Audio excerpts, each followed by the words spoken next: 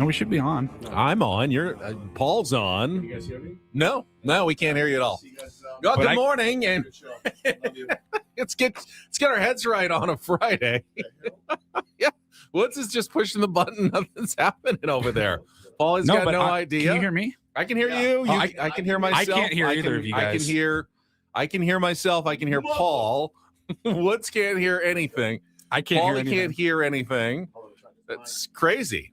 All right. Well, I guess it's welcome to the Ben Higgins show. Just the way you always wanted it, right? There you are. Just the way you always that microphone works. That one doesn't. No, I can hear you now. Both microphones now I can hear work. you. Check. All the microphones work. You just can't hear yourself. Okay, they said they heard you scream. Of course, you've screamed very loud. It could have been in any microphone.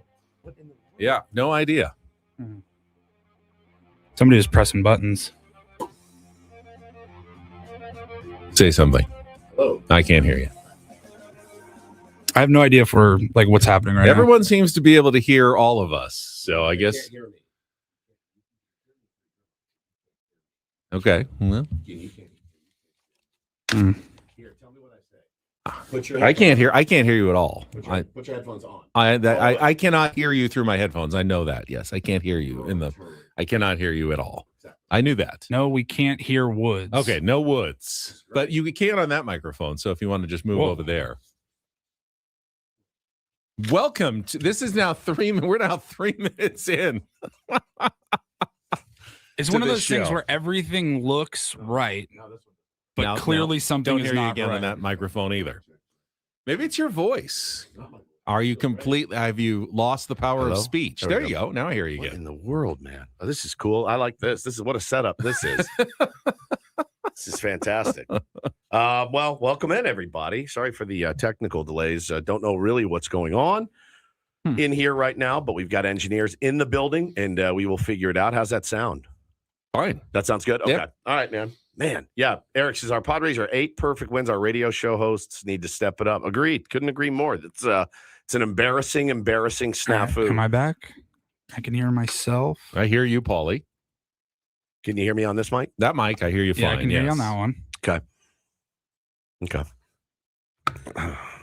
And you can hear me and Ben in your headphones? No problem. Yeah, I've got you just fine. No problem. All right, let's start it over. Hi, Mike.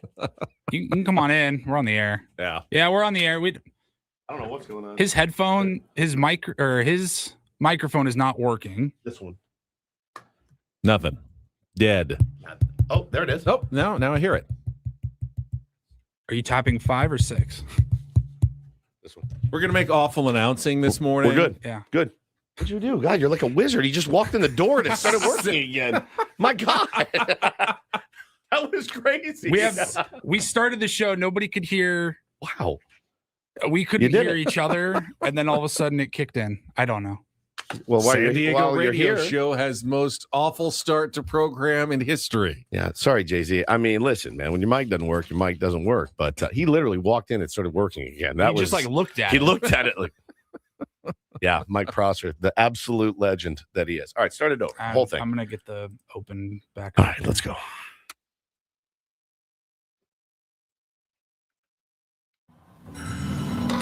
Is everybody in? Is everybody in? Is everybody in? The ceremony is about to begin.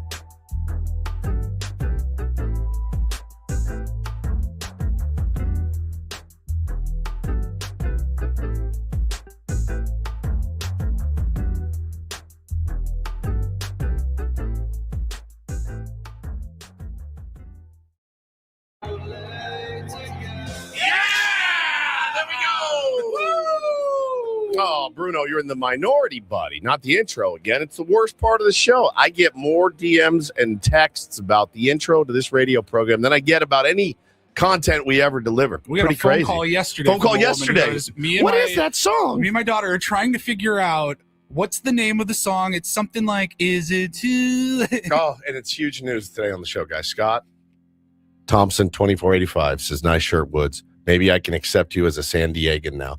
It's taken me, Scott. I've been looking for that approval for 15 Took a lose years. record It shirt took a to do lose that? record Okay. shirt. One of my favorite places on the I planet. should have worn mine today. Yeah, I mean, you're also a transplant. I'm not a. Man, thank you, Scott. I got the approval. We got the reset going, and our San Diego Padres have won 8 games in a row. 8, which is staggeringly great. How much fun! What a cakewalk of a week for us. You haven't even to come in and explain anything. Just like, hey, is everybody cool? How's everybody's vibe? Like, it's great. It's great. Congrats. I'm Woodsy. That's Paul.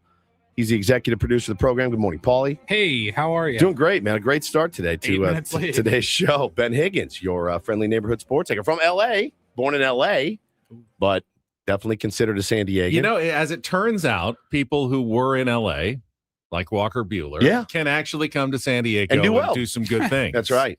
I would like to see you throw your something into a wall someday. Someday. Like Walker Bueller last night was furious about a really nice outing last night and threw his glove into the wall.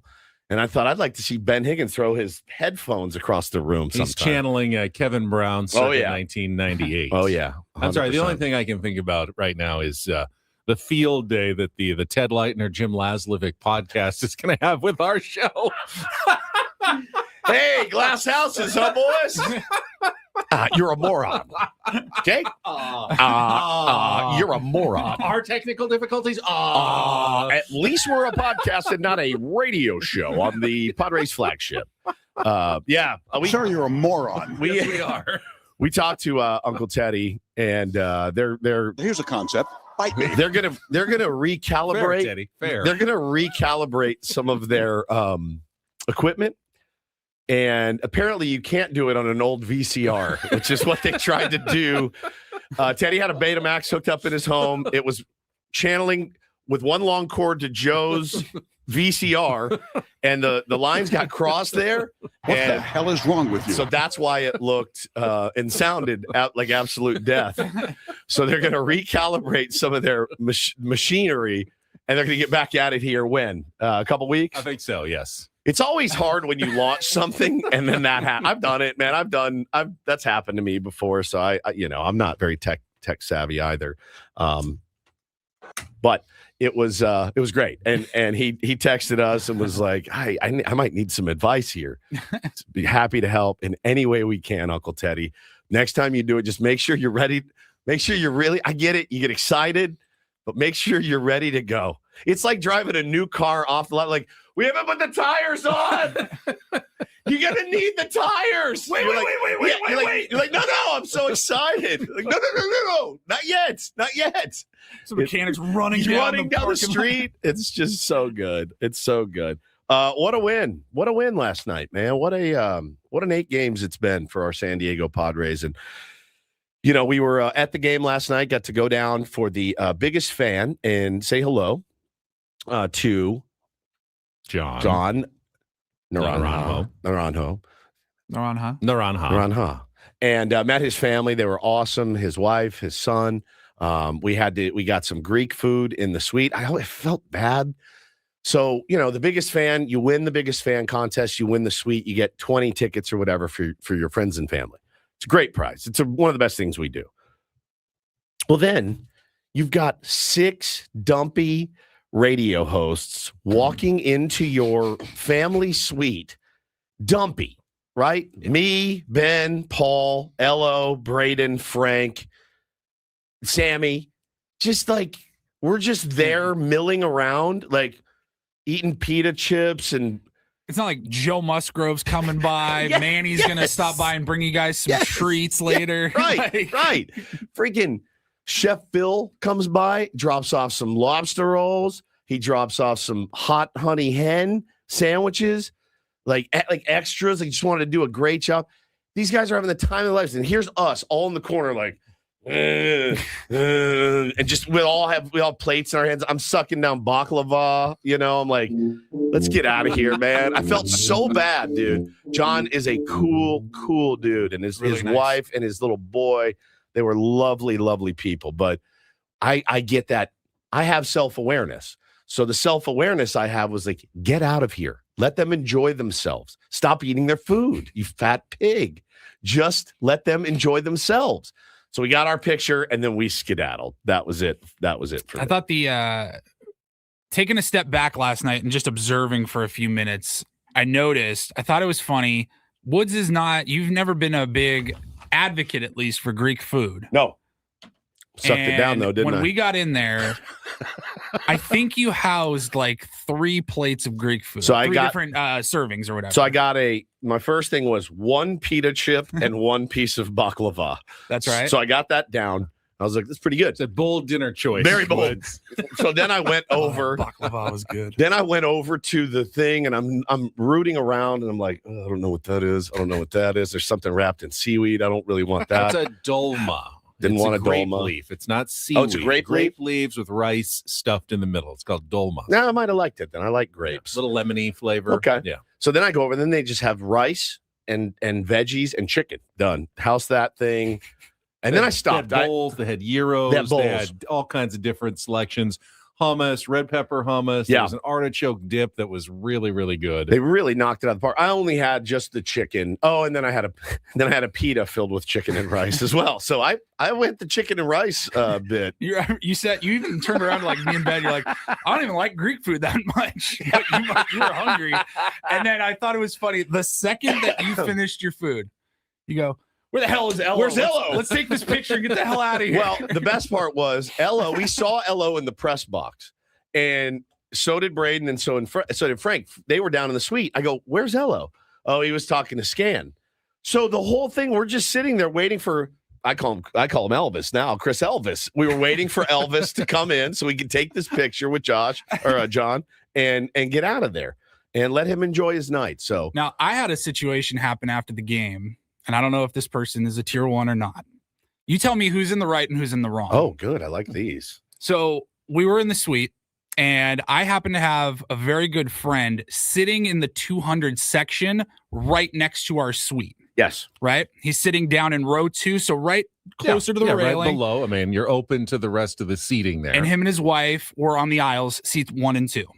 He came up the aisle to talk to me at the top of the suite for like half an inning. We're just sitting there. I was in the suite still. Yeah, you're We're leaning down on one side of the rail. Yeah, on right the over other the rail. side of the rail. And I the said, haves and the have-nots. Right, I said, exactly. your wife is here. She's like due in like 2 or 3 weeks.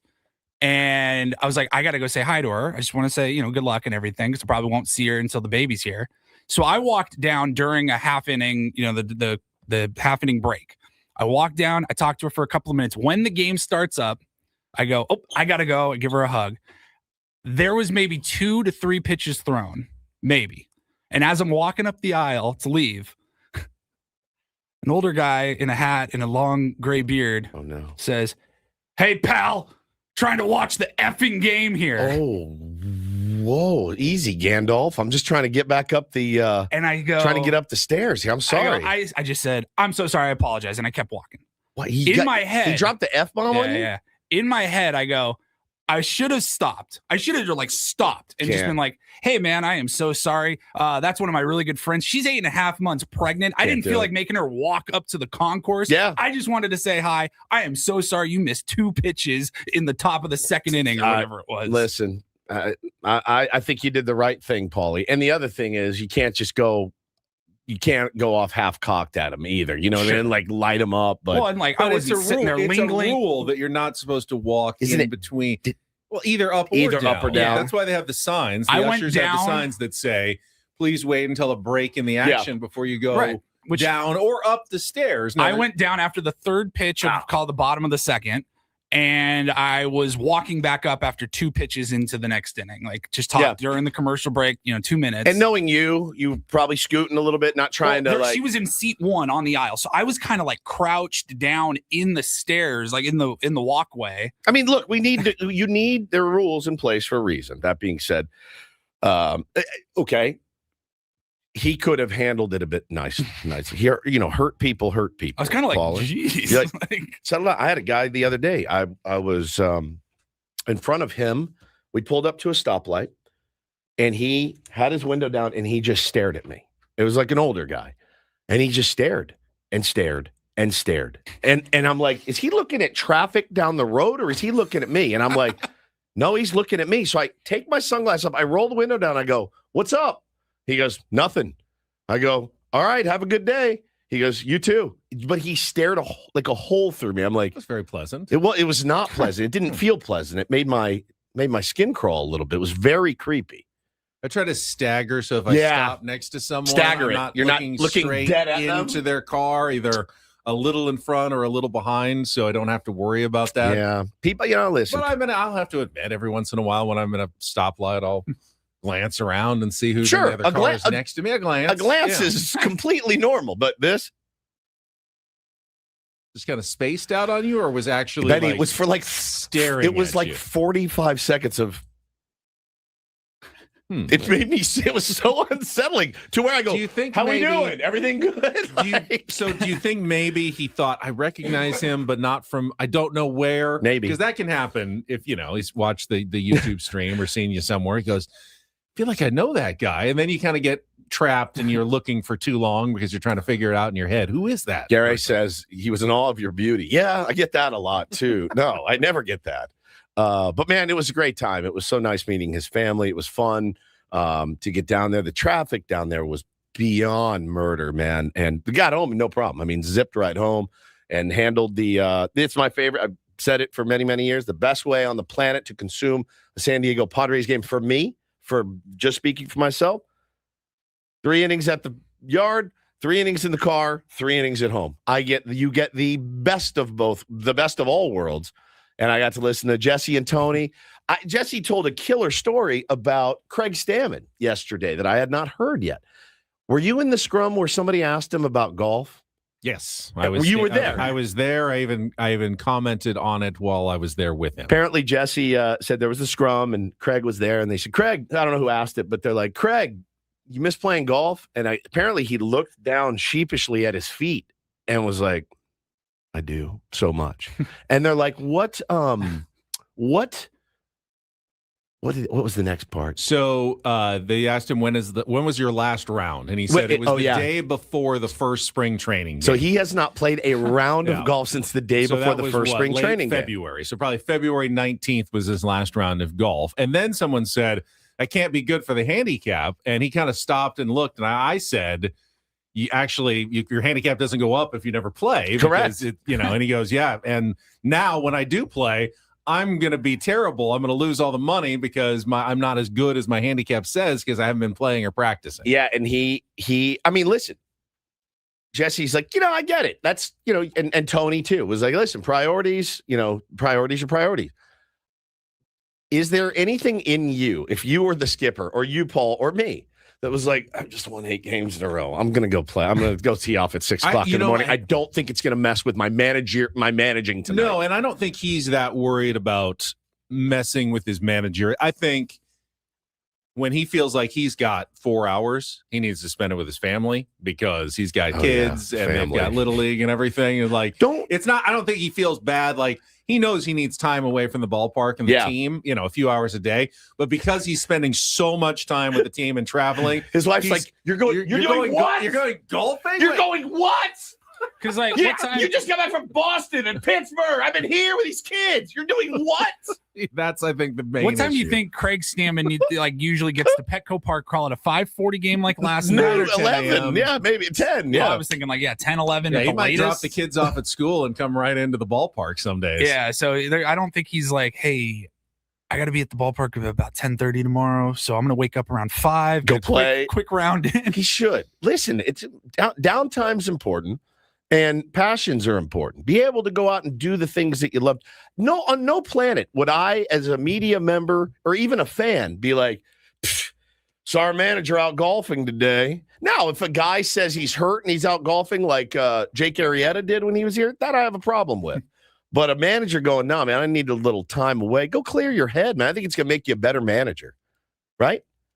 I think so. I think so, too. Everyone needs time away. Whatever your work is, if you spend all the time in your days thinking about your job, you're not going to actually be that good at your job. Yeah, and your life's going to suck. Yeah. Well, so far so good for Craig Stammen, man. It's 8 in a row. Boys are playing good. We will talk about all of it today and then some. Manager of the year front runner. It's 100% in the National League. No doubt about it at this point. Yeah, we will get to all of it. We will get to another winning Padres wrap-up. I'm going to go ahead and say it. A historic wrap-up. I don't think we've ever had an 8 in a row wrap-up before. I know everybody's looking forward to it, so we will break it all down. Walker Buehler starts a perfect homestand. I mean, a perfect homestand. You come home. I mean, that's what you're hoping for if you're a San Diego Padres fan. We'll set the menu for a Friar Friday, a management report Friday that includes the president of baseball operations. Yeah, AJ Preller is going to be back with us this morning as well. I'm going to ask him, why haven't you let your skipper play golf? What's your problem? Exactly. Ruling with an iron fist. Let this man go play golf. Basketball. Yeah, you play basketball. Does anybody have a problem with AJ Preller playing basketball? No, not even a little. Clear your head. Clear your head and go make more trades for guys like Mason Miller, please, because he's the best thing that I've ever seen in my whole life. Never seen anything like him. I wrote on online yesterday. I think my wife thinks I'm in love with Mason Miller. I can't stop talking about him. I know. Like, I can't either. You don't understand. He's got a 76% K rate this year. I'm with it, Paulie. When he comes in, no one's ever done this before. I literally remember like the first time in my life I thought I just fell in love with a woman. I remember that moment. I remember what it smelled like.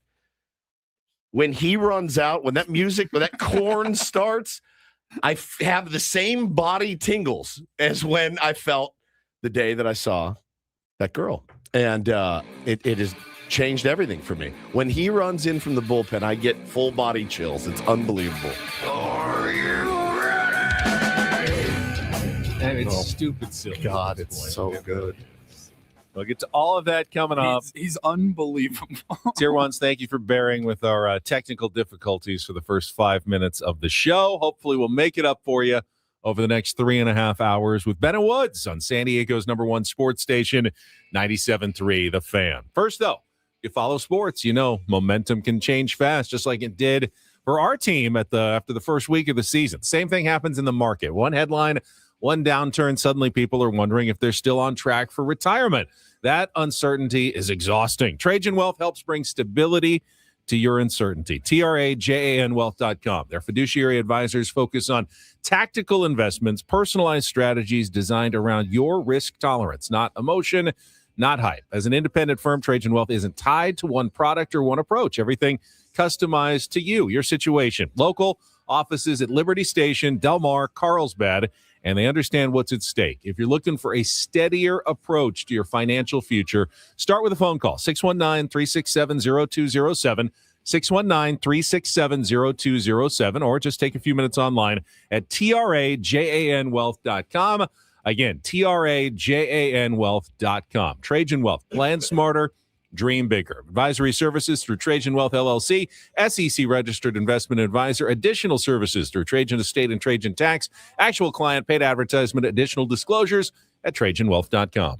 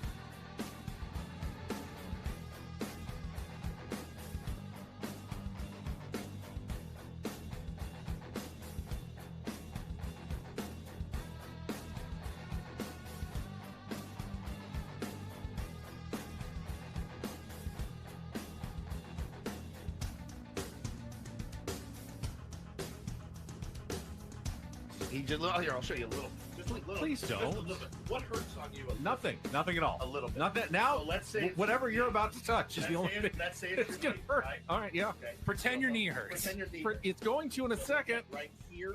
Oh, that is not pleasant. Hey, player, this is all yours. This room with this view. This speakeasy with this cocktail. Hey, could you make that too? This spa with this. Ah. And this pool on this roof. This is all for you. The all-new Hamul Casino Resort, now open.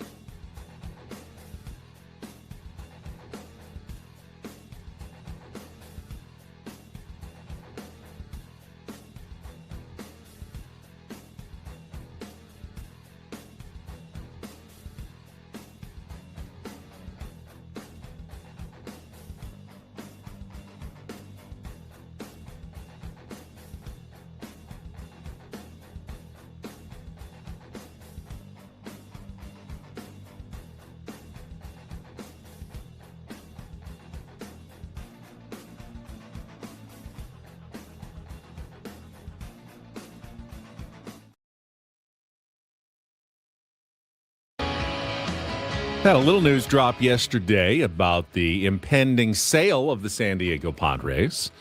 Dennis Lynn in The Athletic reporting that a deal could be announced as soon as next week with one of the four bidders. After that, it'll still probably be another few weeks, a month or so until the other owners can vote on approval. You need 3/4 of the other 29 owners to approve any possible sale.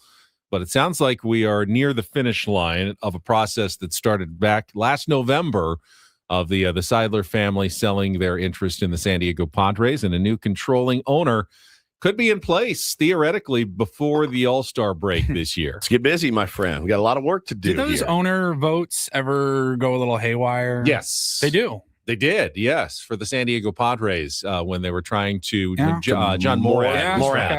okay. Jeff Morad was trying to buy the team.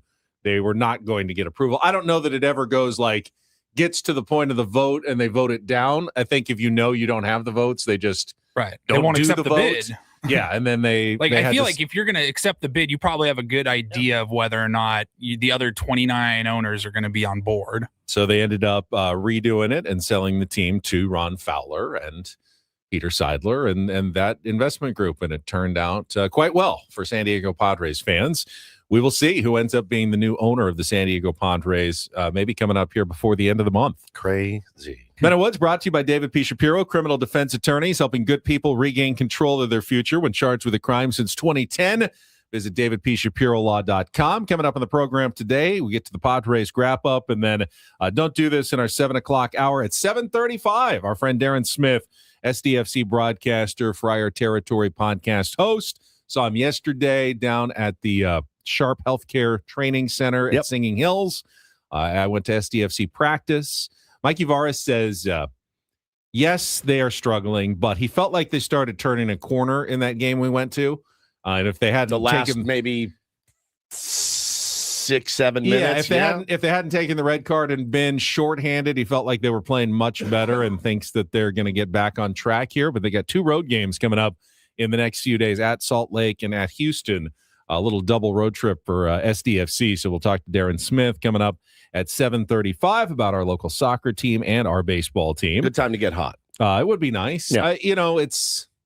They have a break coming up for the World Cup in about a month or so. They shut it down for about a month and a half, I think, and then they come back and he said, and basically we just start over with spring training again.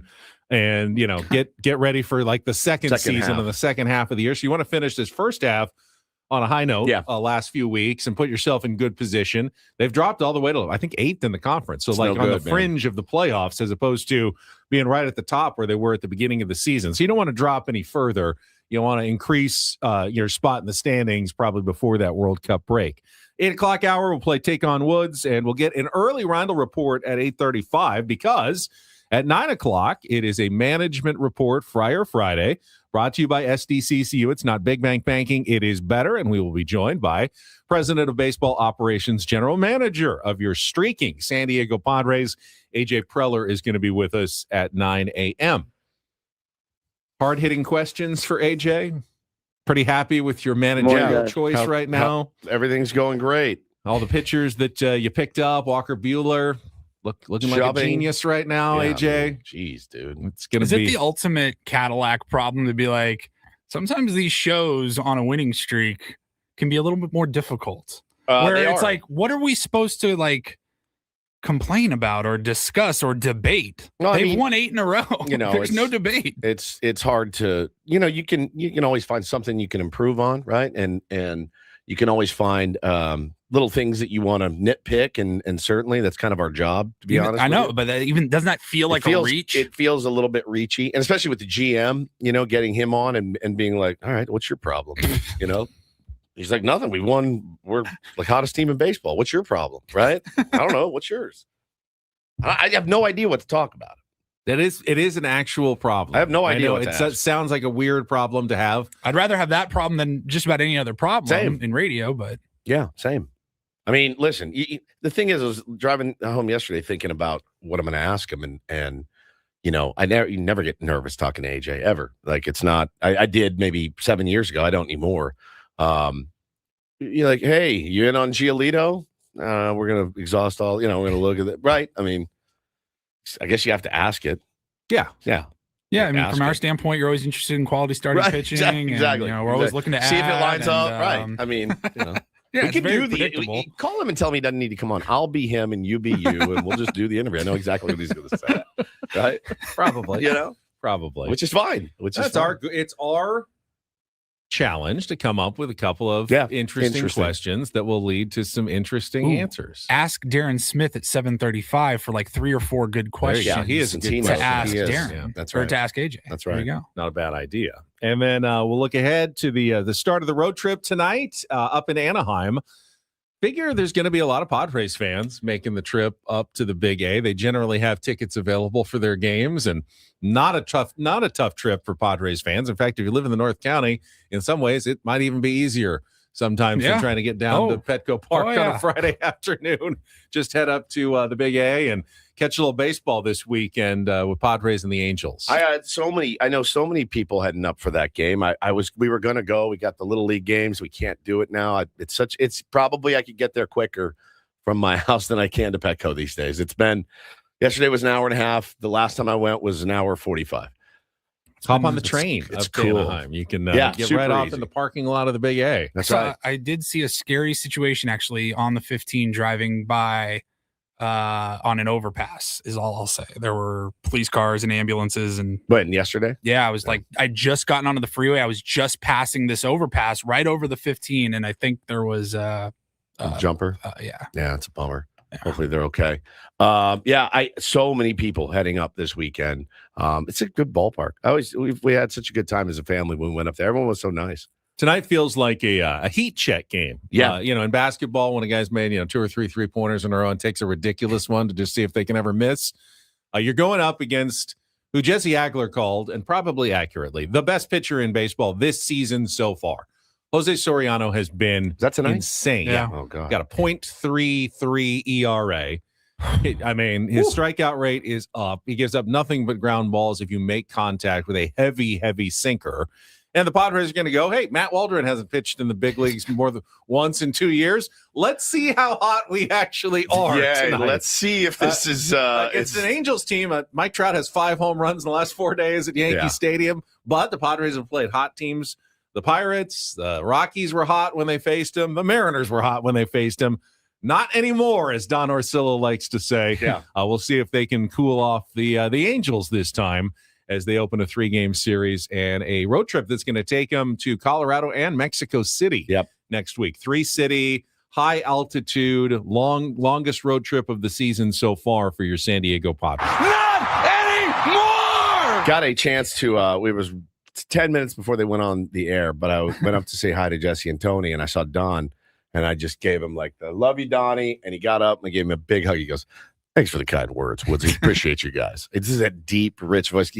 By the way, I think he's been hitting the weights. Really? Because I put my arms around him, and I felt like, I was like, ooh, muscular. It's the oars on the mini. On the mini yacht. You know when you do like the mini yacht that gets him out into the bay. You do the bro hug and you come in, kind of hook it in, and then your other arm comes around and you give him a little pat on the back or the shoulder blade or whatever, and you're like, oh, okay. Ooh, somebody's on a new workout regimen. And I don't think it's just, walking around. I think he's been hitting the iron, man. And I'll tell you this, Don Orsillo felt pretty good in my hands last night. He really did when I put my arms around him. He was great. All Asked him how his throat was doing. I did not. I know why a lot of people are here this morning. They want to hear not the wrap-up. They want to hear the opening to the wrap-up. Oh, yeah. That's what you've been waiting for. Paulie's got it prepared for you, and you will get to hear it. A record opening to our wrap-up right after a check of traffic here on 97.3 The Fan. From the 855 Get Ross Traffic Center. Injured? Demand justice. Demand Jurowitz. 855GetRoss.com. Here's Sue Aller. Caltrans Asset Management reminds you that work continues this weekend on southbound 805. The 8 eastbound at the 5. Watch out, there's an object blocking the center lane. Don't know what that object is, but something's out there. And northbound 805 is a bit slow as you head towards 94. Caltrans Asset Management work continues this weekend on southbound 805 with the closure of all lanes from the 5 and 805 split to Governor Drive. On April 17th at 9 p.m. to April 19th at 5 a.m. Expect delays and use Interstate 5 for travel south of Sorrento Valley. I'm Sue Aller with Ben and Woods, San Diego's #1 sports station, 97.3 The Fan. I love winning, man. I love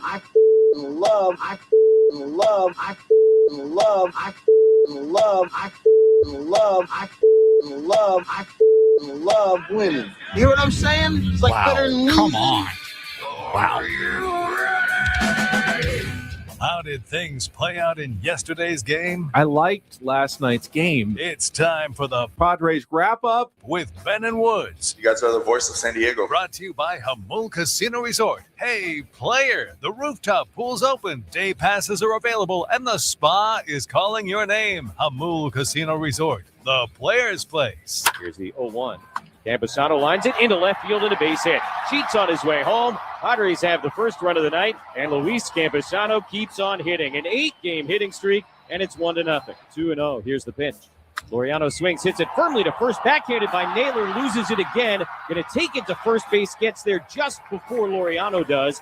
And Duhar comes in to score. An RBI ground out, and now 2-0 Pod. 2-2 to Tatis. The pitch. Fernando swings, lines it into center field, a base hit. Campusano has scored. Cronenworth's on his way. He's going to score. That's a 2-run single for Fernando Tatis Jr. and a 4-0 Padre lead in the second. 0-2. Buehler delivers, and a swing and a miss. Strike 3. Number 7 for Walker Buehler as he finishes a 1-2-3 fifth inning. No balls and 2 strikes. Here's the pitch. Raleigh swings, lines it over Sheets. That's a fair ball up the right field line. Cole Young comes in to score. Donovan on his way to third base as Tatis's throw goes to second. An RBI single for Raleigh. The Mariners are on the board 4-1, and 3 straight hits to begin the 6th for Seattle. This time these two Rodriguez's are facing off, and a line drive into right field, a base hit. That'll get another run home as Donovan trots in from third base. And now 4 straight Mariner hits to begin the 6th inning. It's 4-2. Pitch coming. And Machado swings, pops it up shallow center. Young, the second baseman, back, kind of twisting and turning, and he can't make the catch.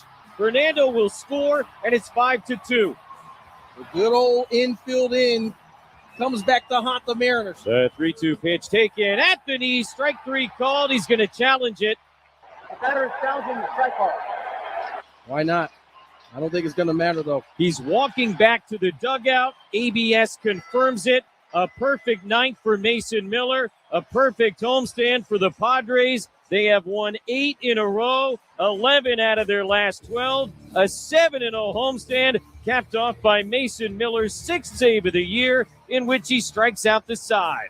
Final score here tonight. Padres 5 and the Mariners 2. A couple of things going our way. We're kind of settled in the season a little bit. I think, we were always going to find a way to play better at home. We've done that in years past. We have such a great home field advantage here with the fans and just feeling comfortable in Petco Park and playing here. We had, a team that was kind of gelling together at the beginning, getting back from WBC and kind of coming back together. And I think, that first road trip just kind of got us a little bit more connected. Whether that's true or not, I don't know. We're just playing a little bit better here at home.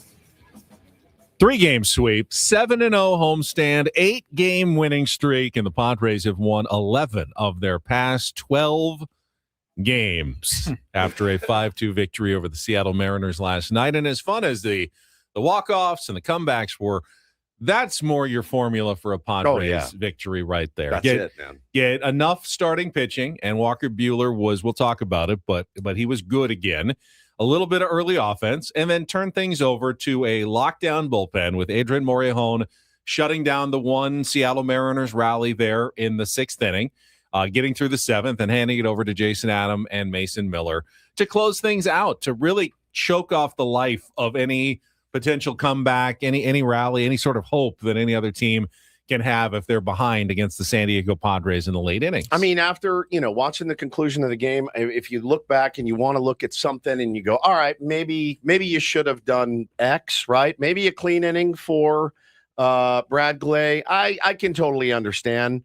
And I know Walker wanted to go back out there, but then boom, boom, boom, 3 hits in a row. Brad Glay comes in a bit of a tough spot. But, hey, that's what being a reliever in the big leagues is. You're going to have to come into tough spots. Sure. Palm, Scan, they were talking to Mason Miller after the game, and Mason, made it a point to say picking our guys up, stranding those guys is important to us. It's something that is we take it very, very seriously. Morejon has been as sharp as can be, Ben. He looks fantastic again. Bradley, I thought, made a pretty decent pitch that got hit for to Julio Rodriguez at 98 low and in, and a nice piece Pretty of hitting good there pitch, by man. Julio Rodriguez. That's going to happen. You're facing big league batters. I don't think there was any reason to take Walker Buehler out of the game to start the 6th inning. Start, maybe. But like after the first. You need to. What about the first 2? Again, nitpicking, maybe, like a maybe tiny a little quick, maybe one batter sooner. I mean, neither of those were scalded. No. There were change-ups that were left up. That they were, he got Cal Raleigh way out in front. He did. And guy, poked one in. You're not totally worried about it. But I thought Walker Buehler kind of was the story of the game. Not because he was so dominant, but I mean, we saw the radar gun early in the game, 96, did we see 97 even for Walker Buehler? Yep. We thought we're lucky to see 94, 95. If he can throw that hard, Not quite as hard as he used to, but that is close enough where with his now added arsenal, and he was using, 7 different pitches in the game pretty equally. Four-seamer at about 28%, everything else like 21, 17, 14. I mean, that's a big repertoire.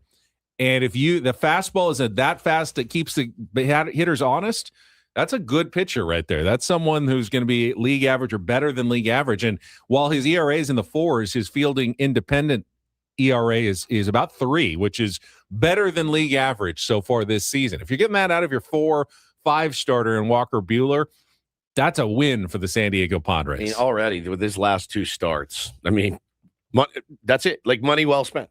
You're good with what you paid him. You're good. You've recouped your investment. I'll take a few more, but yeah, you know what I'm saying. Right. Those are really, really nice outings from Walker Buehler in a rotation that desperately needs guys to step up. And he did, man. He's fantastic. Yeah, David, our pal, says pitching with a lead, trying to get a feel for how to work through trouble for later in the year. Absolutely okay. Didn't you guys get the sense? Save your bullpen if you can. I mean, if he gets through another inning or 2, you save your pen for another day. I mean, it's worth it to send the guy back out there. It's not always going to work, but you can't pull every starter after 5 good innings. His pitch count was not in a concerning level at that point. You send your starter back out for the 6th. Let him go. No questions asked in that situation. Did you guys get the same sense that I had? Like, the Mariners just had a crushing defeat the night before. Crushing. Like, it's hard to rebound. Then you see them start to tune it up. And I went, oh man, this is gonna be their night to flip the script on us. Having the ability to go to get the high leverage guys, the Morahones, the Jason Adams, and the Mason Millers, that's a 7-inning game, 6-inning game. You get through the 6th with a lead, you're like, all right, I will take my chances every single time. What an amazing feeling for Stammen. What an amazing feeling for the offense to know, hey man, we can get a lead through 6 innings. Like, we have a really good chance of winning this game, a really, really good chance. So, just kudos to the bullpen. Kudos to Craig for pushing the right buttons there and not letting, and kudos to like not letting it spiral and not letting it spin out of control and let them come back to tie the game. It was great. If you want to discuss something, I don't think it really matters right now because Jason Adams has been so good since he's come back. But if you were playing like a playoff game against the Mariners and you've got a small lead to protect and it's the 8th inning and they've got, Rodriguez, Naylor, or Rosarena coming up, do you want to use Mason Miller against those guys and then not worry about the bottom of the order? Maybe. Because, Adam faced the heart of the order. Yeah. Miller got the bottom. Crawford, Garver, Young. I mean, they have no hope at all against Mason Miller at the bottom of the order. At this point, it's overkill. It's overkill. It is. At this point, it doesn't even really matter. It doesn't. It does. I had a buddy text me yesterday because what does it feel like to know that if you have the lead after 8 innings, the game's over? Knock on wood. Yeah. I was like, it's pretty awesome. So far, it's been great. But there's also they know their lanes. That's why they're so good. They're prepared for the 8th. Jason Adams ready for the 8th. Mason Miller's ready for the 9th. But there is going to be a situation where you're going, man, there's some really good hitters coming up in the 8th. And if I'm Craig Stammen, and I'm managing a playoff game and we have a lead after 7, go get 6. Yeah. I'm not going to mess around. Like, how you feeling? If it's a 1-run lead and we got 6 outs to get, go get it. Yeah. You're like, you good? Every game. Like, you want it? It's yours. If Yoshinobu Yamamoto can throw 200 innings and then come out in the playoffs and be like, yeah, I'll just pitch every day. Young, sturdy Mason Miller in the playoffs should be a 2-inning Goose Gossage style weapon in every game. All right, let's come back. Let's talk about the offense a little bit. Wasn't as loud or as dramatic, but a really nice rally that they put together early in the game. We got more Padres talk on the way. Broadcasting live from the Bill House Studios. We know how. It's Ben and Woods on a Friday. San Diego's #1 sports station, 97.3 The Fan.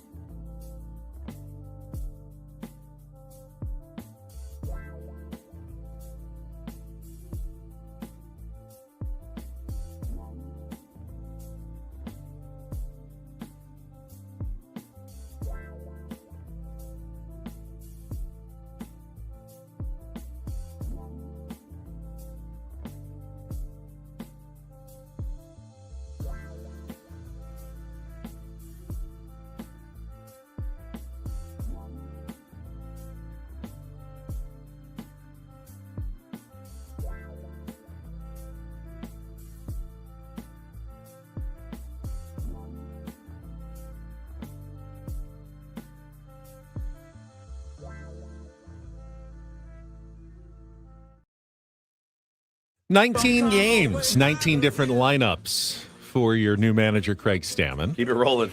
Has yet to settle into the one that he thinks. I mean, they're all kind of working. Yeah, I'd say so. Another one came through last night. I think the move is don't you just keep shuffling it until something goes wrong? Like, it's working right now. You've won 8 in a row. You're getting guys off their feet. You're keeping guys fresh. I think we were just talking off the air about Miguel Andujar, who they brought in to mash lefties. And he's only gotten 11 ABs against left-handed pitching this year. He's gotten the lion's share of his ABs against righties. Padres just haven't faced a lot of left-handers this year. But he is hitting 367 right on right, and he is hitting 182 left on right. So he is bucking the convention, bucking the trend of that he has had most of his career, that he mashes lefties and struggles against righties. He's hitting 367 against righties, 182 against lefties. We were talking about Casti. Like, if you're facing a really tough righty tonight, very, very tough righty, don't you have to ride the hot hand, and Andujar's got to be in there as the DH? I think so. Yeah. Not that Castellanos has been bad. He's been a little unlucky. Yep. But I think he's on the kind of downward bit of a slump, and Andujar's swinging the bat better. Really well. I think he should be back in there tonight. Yep. If you had to choose between the two. The fact that they have faced so many righties, though, has been a real benefit. Oh, wait. Last night was the same lineup, wasn't it? People are saying in the chat it was the first repeat. Oh, was it a repeat? I think it was a repeat. From not the day before. Sometime earlier in the season, they had done that same lineup? Same lineup earlier in the season. Okay.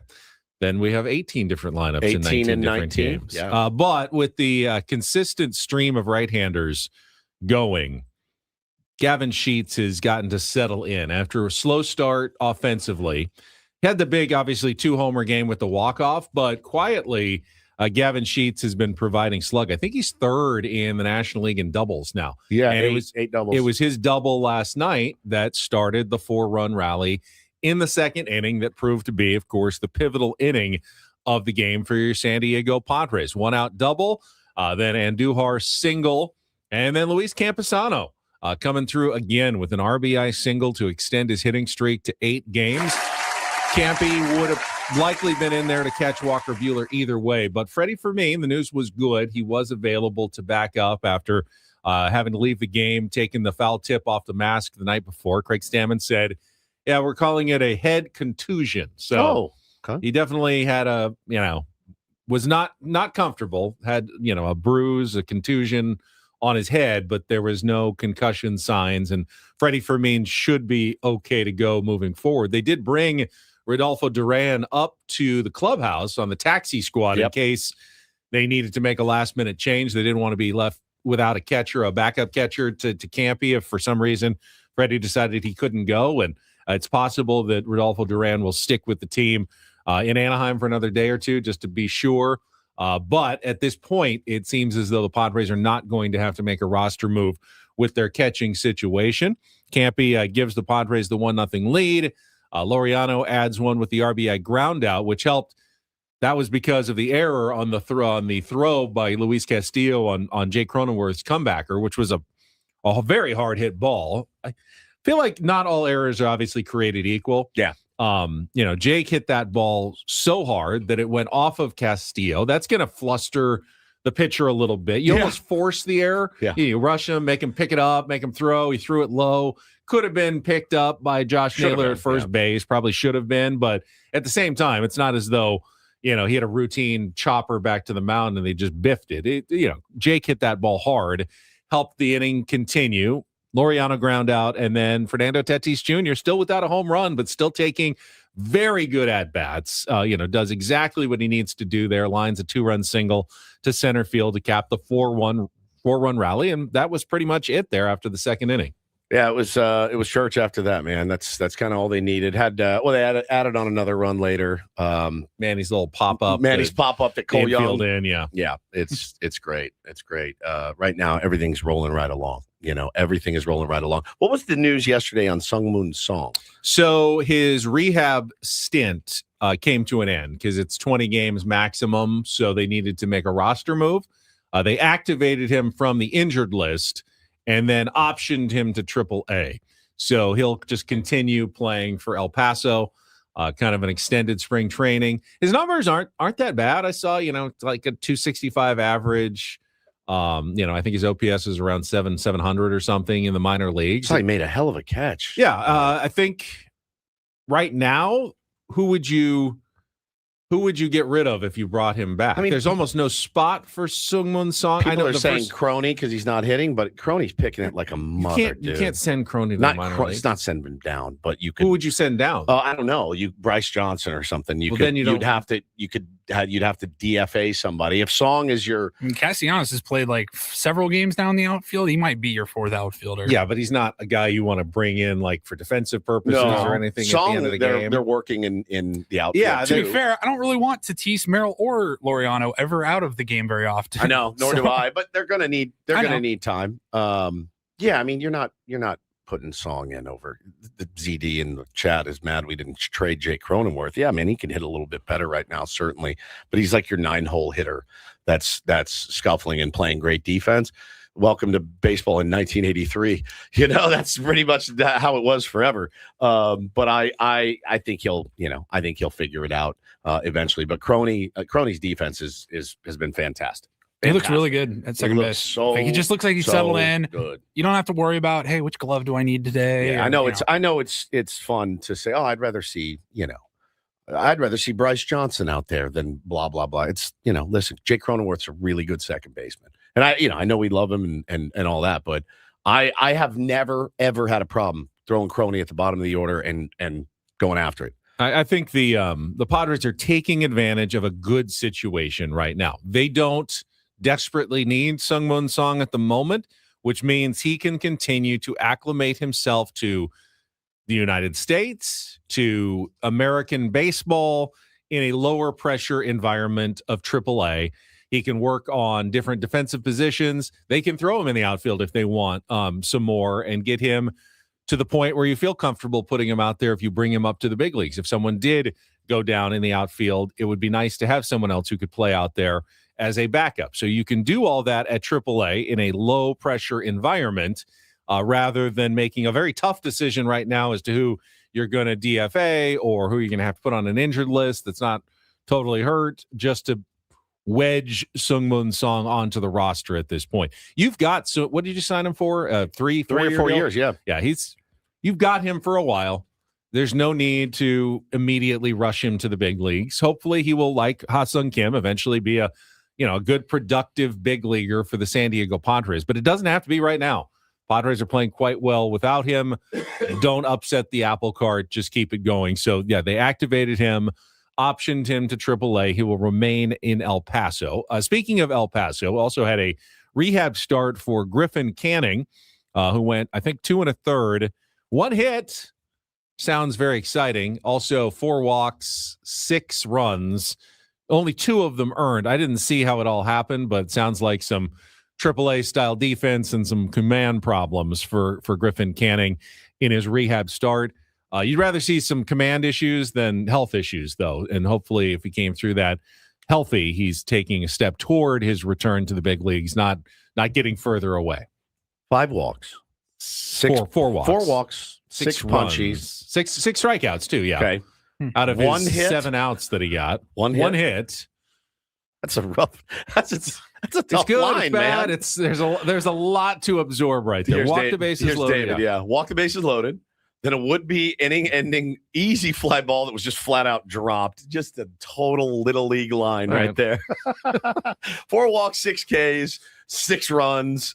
That's a tough scene. Yeah, I mean, walking the bases loaded sucks. Like there's no that's you on, may get that's out of that on in you. the big leagues, but the Padres right now, what have we seen in the Padres losses? If they walk guys, we're screwed. Almost the same commonality in every Padres loss has been too many walks from the pitchers, 100%. or even wins that were, like Randy Vasquez's start that we had to come from behind. It's generally when the starters don't have good command and are walking guys, that's when they get into trouble. When they're throwing strikes, Padres have been close to unbeatable this season. When Walker Buehler walked Brendan Donovan to lead off the game, I'm like, we're dead, and he picks him off, which was just elite. So yeah, I'm excited. I'm excited, man. I'm gonna be happy about this 8-game winning streak, and again, try to win a series up in the Big A, Benny, against a team. They're 500 team, I think, right now. They're 5-5 in their last 10. They're hitting a lot of bombs. Mike Trout has been red hot. Don't give him anything in the zone. I mean, Marquez against Trout tonight is Waldron. Oh, I'm sorry, Waldron against Trout tonight, and then Marquez will be tomorrow, the next day. Okay. Well, yeah, my point remains. The Angels lead all of baseball in home runs. They have been off to, they're not a great team. I think they're a 500 team. Their pitching bullpen is not that good. The depth in their pitching is questionable, but when Soriano is pitching and they are hitting, they are a very good team. This is, as I said, this is not. If you get 9 in a row tonight, you have absolutely earned it against Jose Soriano and the Angels. Yep. This is a tough game for any team to be facing. Even the San Diego Padres hot right now. Yeah, no doubt. I'm excited. Lewis says he's excited for Waldron's pitch mix to see what that is. And he said that's going to be so interesting. I'm excited to see. I'm excited to see how ABS and the knuckleball works together. That's a really fascinating thing for me. Campy had been so good, and he missed. We blew it too. We did it last. Yeah, we did it. Jinxed him a little bit. We jinxed him a little bit. So that was on us.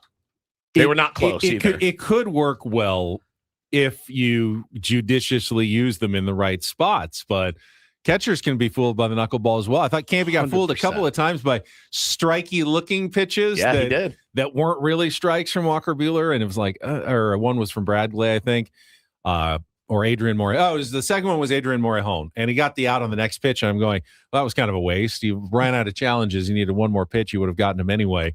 So how will they use those? Will they use them aggressively? Will they be more conservative about it? With Waldron on the mound, we'll see. And how many knuckleballs is Matt Waldron going to even throw? Tonight. What's the percentage? Is it 20%? Is it 40%? It sounds like it's been lower this year and what he's been working on in his rehab starts. That you're not going to see as many knuckleballs, but hopefully when you do see them, they're even more effective because they're a bit more of a surprise, like an unexpected knuckleball. I love it. I can't wait to see him pitch. I'm happy for him. There was a period when we were at spring training that we thought, oh, we've seen the last of Matt Waldron in a Padres uniform, right? We all did because, hey, he's not going to be able to, we're going to lose him and he's not going to be able to get back and in time. And he did. And he got through that weird misstep from Craig Stammen, the very first misstep of his surgery on his beehole, and we went from there, and he's back and he's now making a big start. Try to keep an 8-game or 9-game winning streak going.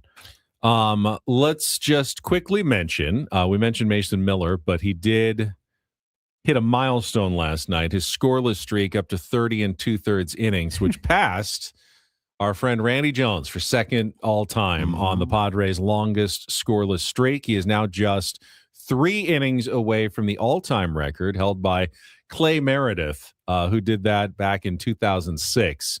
But passing Randy on the year, of course, that they are remembering Randy and wearing the RJ patches.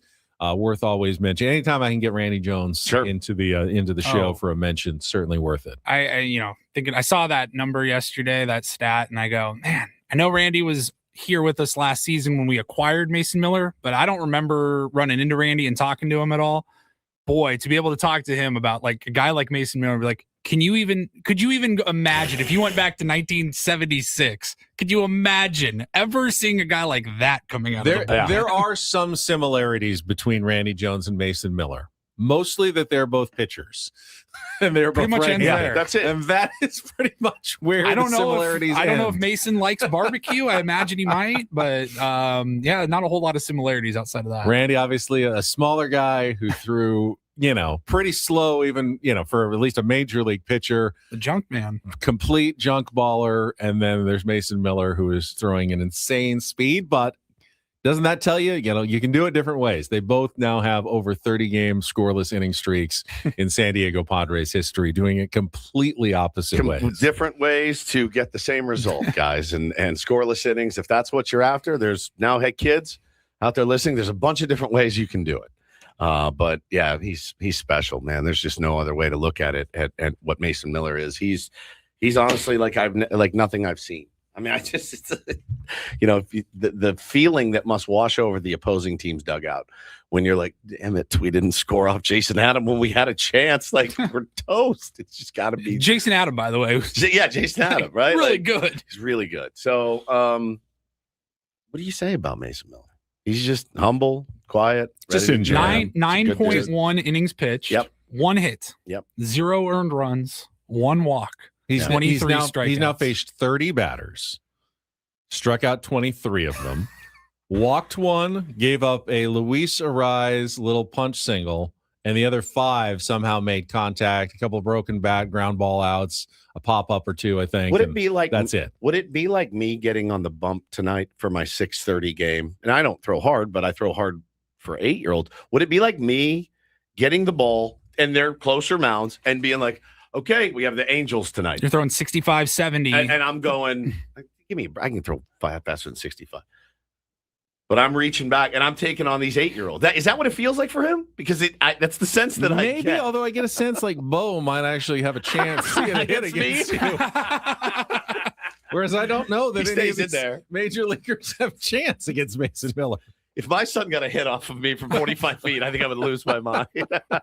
He's so good. He's got a good swing. He I've does. seen it. It's really good swing. nice. Oh, it's good. All right, let's take a timeout. A lot of Padres talk there in our first hour. When we come back, we'll get to Don't Do This. I think that it's always amusing, the different weird criminal stories coming out of the SEC. Yeah, they new one. It's got a new one. Surprise you. We got a new one for you today. And also the reporter accused of using AI to ask questions responds, and in a pretty positive way. No doubt. That we'll give a tip of the cap to with Do This There's coming a few up next. updates to that story. There are, yeah. We will get to all of that coming up next with Ben and Woods, broadcasting live from the Bill House Studios. We know how on San Diego's #1 sports station, 97.3 The Fan. Summer is approaching, and if you have gotten, added some winter weight and are looking for a quick, safe, and effective way, a permanent way to take it off, sdfatloss.com is the way to go. The doctor-developed program that I went through 3 years ago suppresses appetite, helps build metabolism, and really rewires your habits. I was just talking with someone yesterday as we finished the roundtable, and I had a couple of the wings, and I'm walking out, and they go, "Is that okay with sdfatloss.com?" I said, honestly, it is. You can eat what you want, but I don't crave food the way I used to. I don't eat nearly as much as I used to, and it's all thanks to the program. I went through 2 months, and it changed my life forever. You can do the same thing based on real foods, stuff you're already eating in the grocery store, no injections. They're expensive. They do not change your metabolism. Yeah, they temporarily suppress your hunger. That's about it. Everything else with those, loss of muscle, is not great, but with sdfatloss.com, the benefits just keep going on and on and on. All you need to do, go online to sdfatloss.com, set up a free consultation, sign up now, spring special, take $200 off the program. You'll be done by the time it starts warming up in San Diego in the middle of July. You will be completely done, new you, ready to go for the rest of summer by going to sdfatloss.com. That's sdfatloss.com. Results may vary.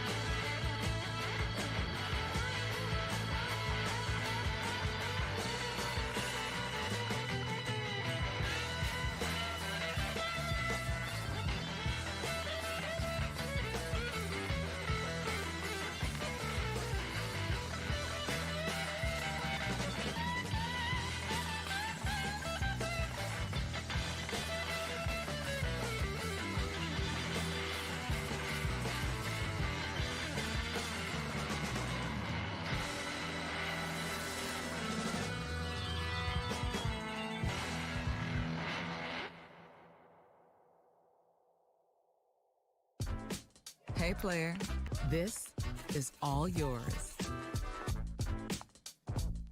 This room with this view. This speakeasy with this cocktail. Hey, could you make that too? The spa with this. Ah. And this pool on this roof. This is all for you. The all-new Hamul Casino Resort, now open.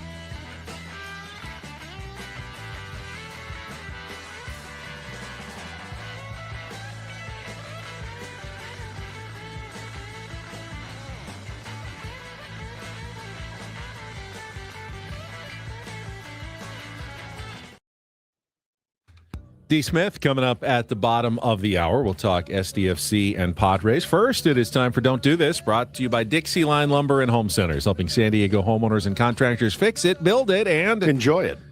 Padres will be heading to Colorado as part of their three-series road trip early next week, and they might want to check the skies because a rash of drone sightings around Coors Field has turned into an official warning from law enforcement authorities in Denver. This happened during the first homestand of the season. More than a half a dozen drones spotted around Coors Field. Now, don't know that anything was nefarious going on, but you don't want to have a bunch of drones flying around a stadium full of people during a game. It's supposed to be kind of a no-fly, off-limit zone.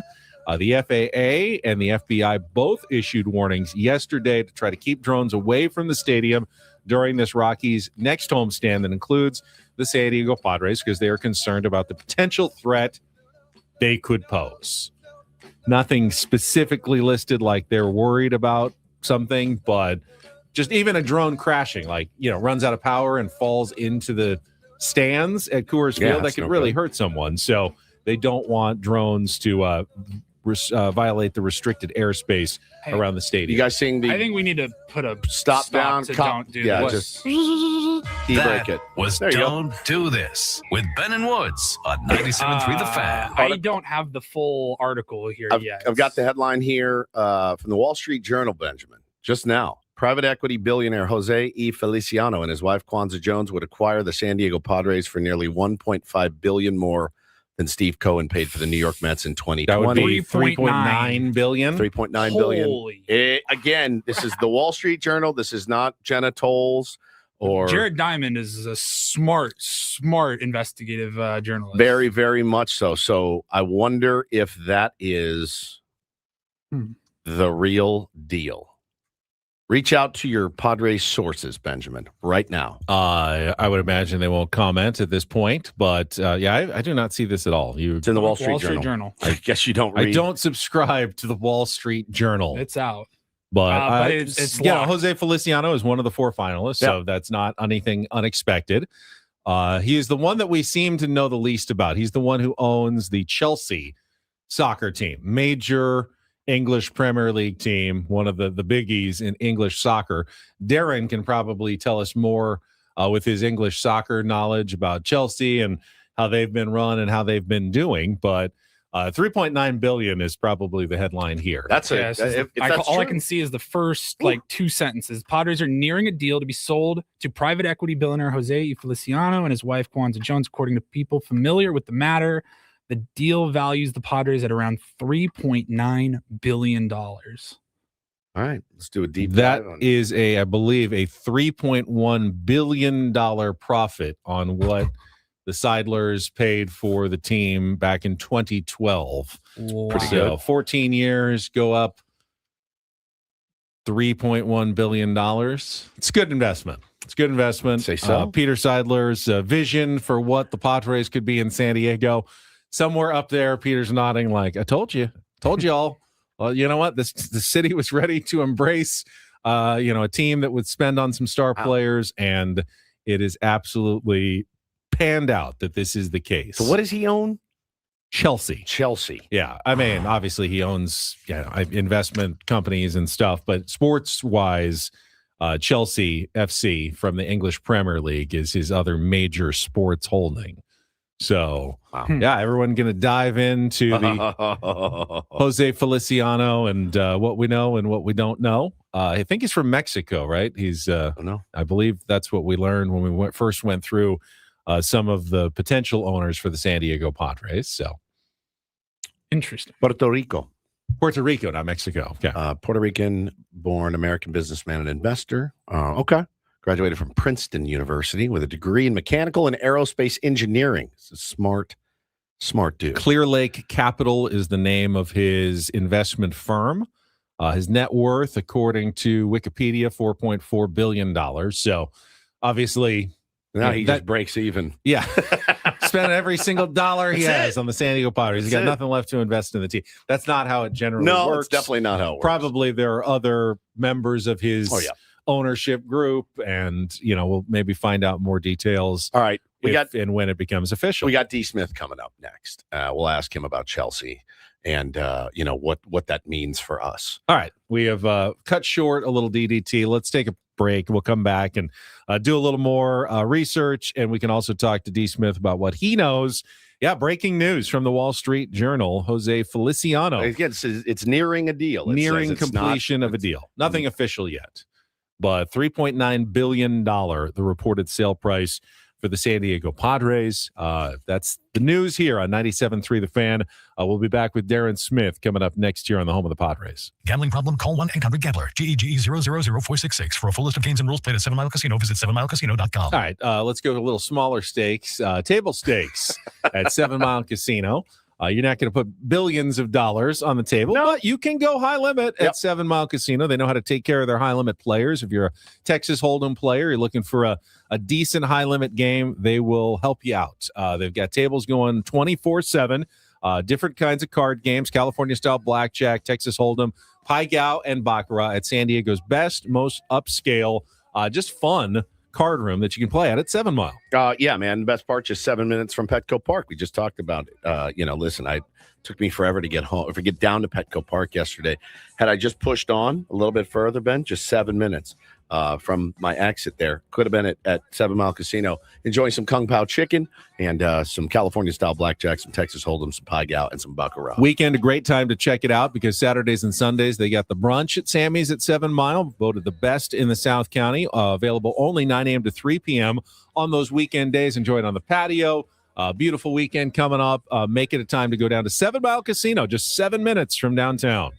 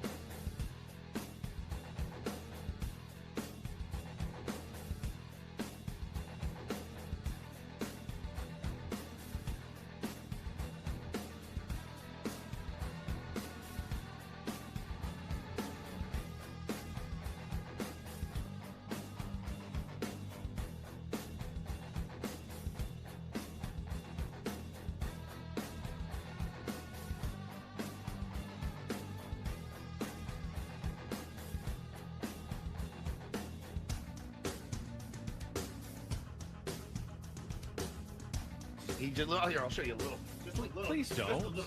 What hurts on you? Nothing at all. A little bit. Nothing. Now, So let's say whatever you're about to touch is the only thing. Let's say It's going to hurt. Right? All right, yeah. Okay. Pretend your knee hurts. Pretend your knee. It's going to in a second. Right here. Oh, that is not pleasant. Hey, player, this is all yours. This room with this view. This speakeasy with this cocktail.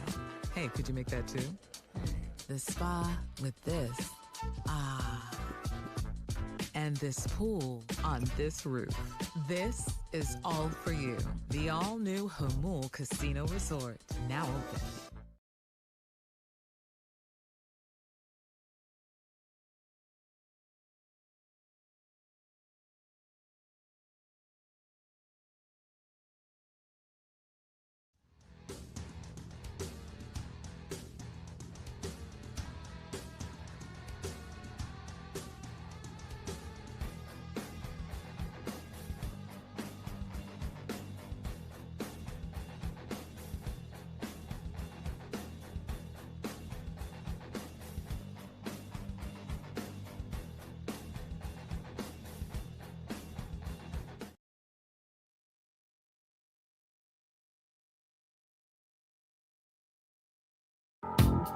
Well, after 3 minutes of furiously researching Jose Feliciano, I really haven't learned anything much new. Philanthropy, stuff that, billionaires tend to do. Lots of boards, Stanford University, LA 28 Olympic Committee, arts, things like that. Don't really have a full picture of Jose Feliciano yet. D. Smith can help. Yeah, we got Darren Smith standing by. Why don't we get right to him after a check of traffic on 97.3 The Fan. From the 855 Get Ross Traffic Center. Injured? Demand justice. Demand Jurowitz. 855GetRoss.com. Here's Sue Aller. This traffic report is brought to you by Rivermark Medical. The 125 north at Lemon Avenue, there's a crash. It's taking out the left lane. Delays start at the 94. And another accident slows you down north on the 15 at Claremont Mesa Boulevard. Rivermark Medical is conducting a rapid 3 study for flow stent, a minimally invasive device designed to relieve symptoms from BPH. Men 45 or older suffering from frequent, painful, or difficulty urinating may qualify. Learn more at rivermarkmedical.com. That's rivermarkmedical.com. I'm Sue Aller with Ben and Woods, San Diego's #1 sports station, 97.3 The Fan. Again, the breaking news from the Wall Street Journal, the Padres close to a $3.9 billion sale to Jose E. Feliciano, who owns the Chelsea Football Club in the English Premier League. And it just happens that the person that we know that knows the English Premier League the best is joining us right now in Darren Smith, our friend from SDFC on the Friar Territory podcast. Hi, Darren. What do we know about Chelsea, if anything, and Jose Feliciano, if this is, in fact, going to be the new owner of the Padres? Good morning. I don't think their fans really love their club right now. As a matter of fact, I think I was reading earlier this week that their fans are staging some sort of protest against Chelsea upcoming this weekend. But I will say, I do think that a lot of the anger that Chelsea fans have towards their club right now is towards Todd Boehly, who's more often associated with the Dodgers. So I don't know that that makes anybody feel any better. I don't see Feliciano's name come up very often or hear it. I hear Todd Boehly usually in the crosshairs. He's sort of become the chairperson and the face of Chelsea Football Club's American ownership group. So, but he's part of it. So, yeah, I don't know that it's great, but there's like a protest, and you're reading all about how fans are just upset with the team, and the coach left mid-season, and they've won one of their last 6 or 7. So it just seems like it's kind of a mess, and the fans there have expressed that frustration in myriad ways. Is that your team, by the way, Chelsea? No. No, okay. No, absolutely not. Okay. It is not. So I take great delight in watching this, although I might have to change my tune now if, in fact, this is true and Feliciano ends up becoming the owner of the Padres. This is so good. Sounds like it will, yeah. Now, I saw that it's not that Chelsea is afraid to spend money on players. Right. They do that. It's just maybe the wrong players and the wrong people running the team, perhaps.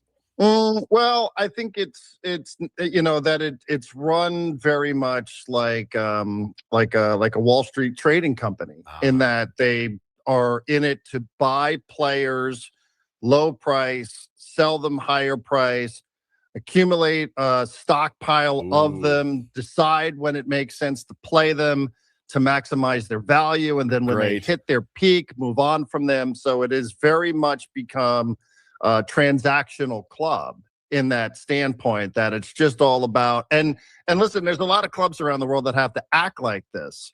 And I think Chelsea fans have gotten used to see the brief history of Chelsea was they had a Russian oligarch who was their owner named Roman Abramovich.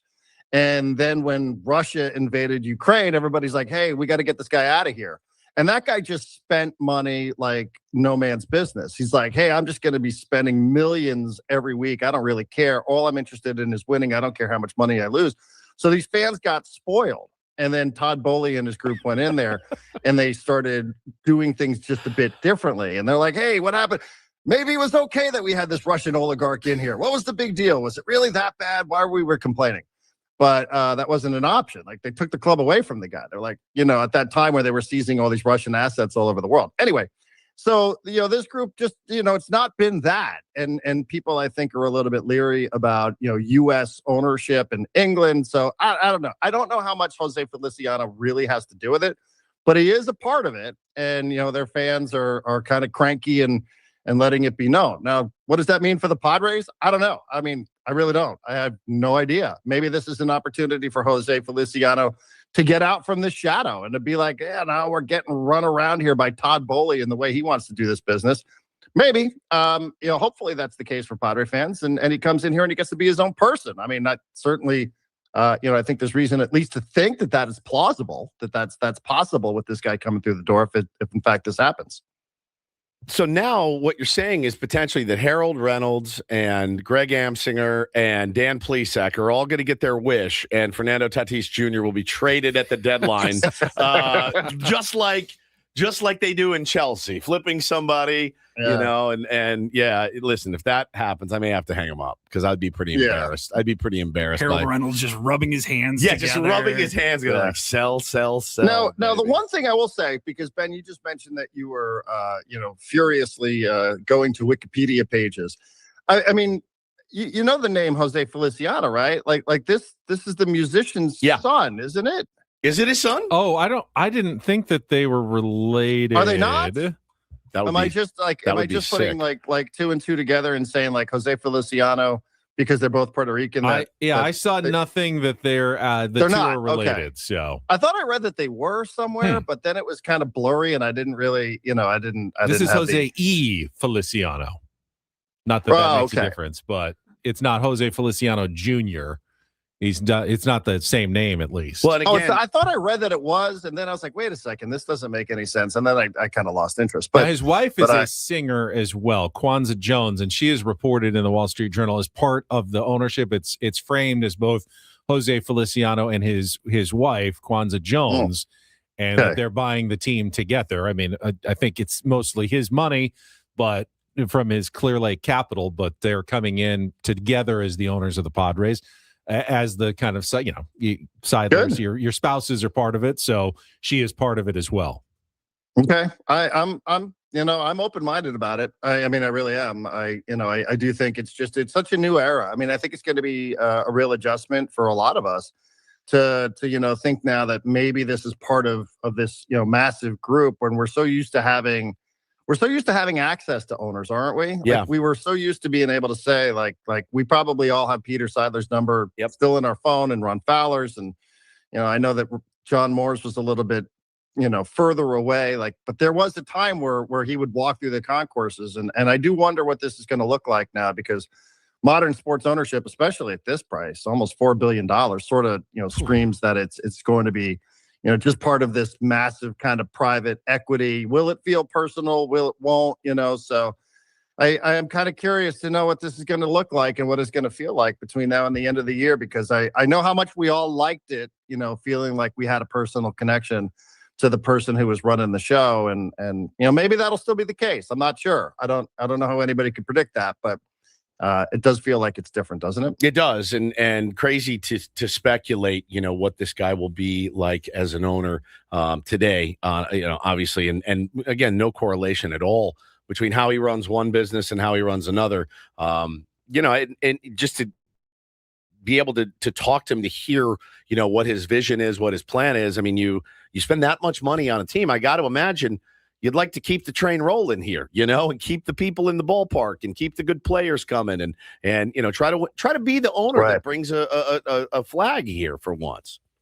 Yeah, I'm 100%. And I would have to think the thing that made this attractive. Now, maybe I'm just not business savvy enough to understand, what the financial reward could be, heading into CBA negotiation or what have you. But, I would have to think that part of what makes the Padres attractive is, what it looks like in the ballpark and the success that it's had over the last 6 years now. So, you'd have to think that's it. And, being in the city and being in a place where so many people would love to live and so many people, work hard to remain living in. You'd have to think that's all part of it, that it's not just, the transaction. But again, I don't claim to understand, the mindset of people that operate in this space. So, sometimes like these guys, it's just so interesting to me, right? One of the other guys that was linked to the team, he owns another team in England and Everton and a team in Rome. And you're sort of like, where do you feel connected? Where, do you feel connected to any of this? Or is this just, are you just gobbling up assets all across the globe? That's right. Because it makes sense, because you're in PE, private equity. So, yeah, I don't know. I'm open-minded. I'm very optimistic. I want to believe that this is somebody who's going to come in here, who's going to resonate. And I'm really hoping that's going to be the case. But I am glad. I mean, at some point you'd think we got to get going with this. Like how much longer, can we sort of just be in limbo here, wondering who can or can't make any sort of decisions and finances and all that sort of stuff. So, I'm excited to know that at least this is moving forward. I think that's, whatever it is that's going to be on the other side, none of us can predict, but I do like knowing that at least, we'll have an idea of how things are going to operate again at some point, because we really right now just have no idea. Talking to Darren Smith on our SDCCU fan hotline. It's not big bank banking. It's better. I'm just trying to wrap my mind around the fact that did I say grab? You did. Yeah. That's how you look.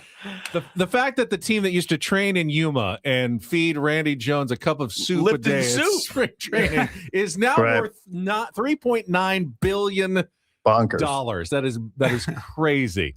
Let's talk a little crazy. SDFC. By the way, Darren. can I just ask? Yeah. I know you guys were just talking about Randy Jones and Mason Miller, and it reminded me.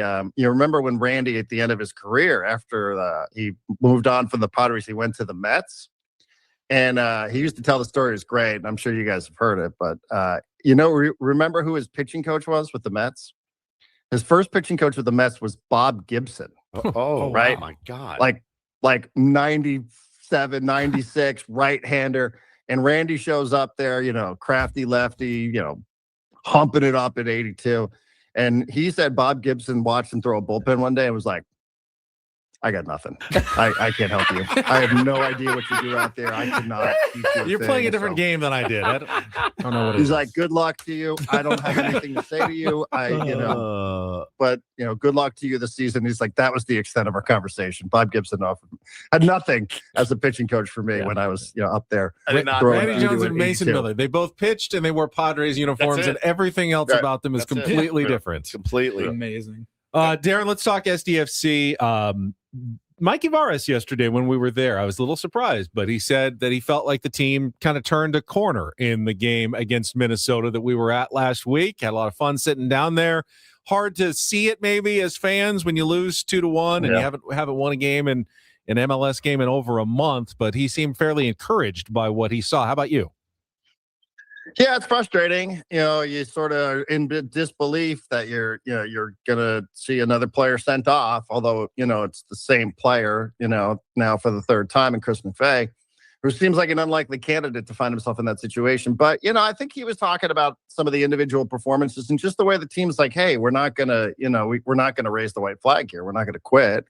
So, I do think, from that standpoint, there were some things to be encouraged about. And, I had the chance to chat with him for the pregame show, and I asked, like, how are you evaluating this? When you're playing a man down for 45 minutes or 70 minutes every other match. He's like, yeah, like I have to learn to not be angry first and then to be open-minded about some of the positive performances. So, yeah, I mean, they're going to a place now it's going to be hard. It's a team that's very young, and it's a team that's on a little bit of a roll. They don't have a loss over their last 5 or 6. So I think this one is going to be tricky. It's at altitude, Salt Lake. Salt Lake had a week off.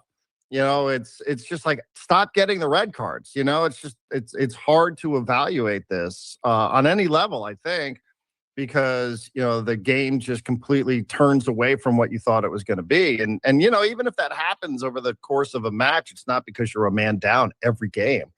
So, you just like to get through this and see what you look like on the other side. But yeah, I mean, he seemed like he was in pretty good spirits for you guys. I mean, for the scrum, and then also when I had a chance to chat with him as well, that he seems like he believes that there's still a good team that it was last year that was record-setting in its inaugural season. So he believes that team is still there, and that these players, that their pride's a little wounded. They're not used to losing. They're not they're used to winning.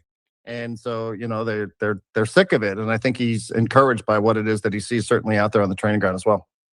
Darren, really appreciate it. Thank you, buddy. Couple game road trip for SDFC, Salt Lake, then Houston. So we'll have a lot to talk about next Friday, and probably more on the Padres sale as well. Have a good weekend, man. We'll talk to you next week. Thanks, appreciate it. There's Darren Smith on our SDCCU fan hotline. We'll actually get more information. Jared Diamond, who wrote the story for Wall Street Journal, will join us to wrap up the show at 9:35. Okay. And it looks like he will have more details here shortly that he's working on right Paulie. now. Excellent work, my friend. I see, when Darren said that Chelsea, flips players. In soccer, you can buy a player for $1 million and then sell them for $5 million. You can't do that in baseball. You can't trade Fernando Tatis Jr. for $50 million. You can trade him for prospects. You can trade him, but that doesn't make the owner any money when you trade someone. What can I get for you? I don't know. What did I buy Flip you me? for? Yeah. If I flipped you, what can I get for you? Is what I want to know. It's not how baseball works. It's not how radio works, unfortunately. They can't be coming in. Yeah. Paulie, we're rich. Our plan is to buy cheap players and then sell them to the Yankees for, massive, high-priced contracts. Is Ben like a chrome refractor, or is it just a paper base card? I know. They're not baseball cards. Yeah, exactly right. You can trade them for cheaper, younger players, but that doesn't make you any money. In fact, my guess would be if you traded all your high talent players right now, you would lose a lot of money if you're the San Diego Padres owner. I think they know that. Yeah. You rarely are dumb to make a $40 billion investment company, work. You're probably not a stupid person. So I'm going to have faith that Jose E. Feliciano makes some wise decisions going forward. Yeah, Dennis Len just tweeted as well. Sources tell Ken Rosenthal, Amber Ciroli, and me, Wall Street Journal was on it. There you go. Okay. Jared Diamond, give us what he knows coming up at 9:35 this morning in our final segment, which will be very interesting. Until then, though, got plenty to get to in our 8 o'clock hour, including Take on Woods, get to a Reindl Report, and, of course, a management report. All of a sudden, A.J. Preller may have a new boss that he answers to in the next few weeks. Doubt he'll be able to say anything about that either, but we will have him on a management report Friday, all coming up with Bennett Woods. Stick around. Much more to come on San Diego's #1 sports station, 97.3 The Fan.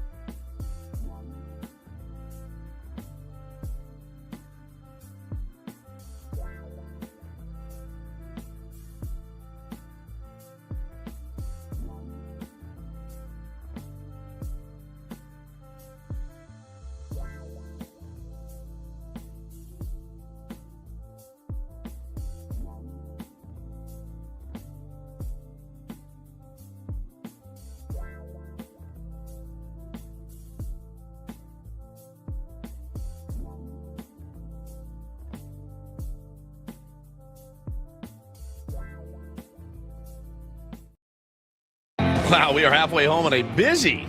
I was expecting today would be nice and loose, just relaxed, 8-game win streak, and just come in and cruise till 10 a.m. But it's not the case. We got to like 7:59 just now, and you heard the legal ID and the show open started, and I went. I took a deep breath. I was like, that was a busy 2 hours. It was. It's a little bit of drinking from the fire hose, but that's how we like it here on Ben and Woods. Thanks so much for being here with us this Friday. And, every Friday, it feels like, and every other day of the week as well. Really, really happy to be here with you. I'm Woodsy. That's Paul Reindl. He's the executive producer of the program. Ben Higgins, your friendly neighborhood sports anchor, joins us as well. Reacting to the breaking news from the Wall Street Journal that the Padres are close to being sold to investor Jose E. Feliciano for $3.9 billion. Now, our friend Scott Lewis from Voice of San Diego just threw in a tweet that made me, he's always a smart guy. Well, as his tweets make you go, ugh. And he said, so sources are reporting this. Are they sources who are hoping for a higher bid?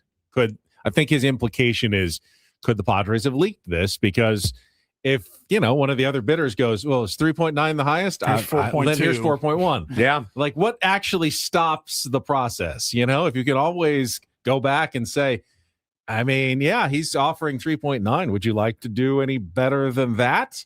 And then it's a case of, do you actually believe it if you're one of the other bidders, or is this part of a elaborate game of negotiations that's going on in the final stages? And could there still be a late twist, an unexpected twist? I don't know.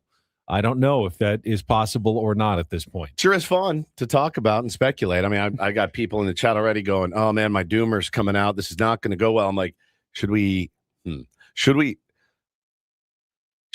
him the chance to A, sign on the dotted line, B, speak one time before we judge?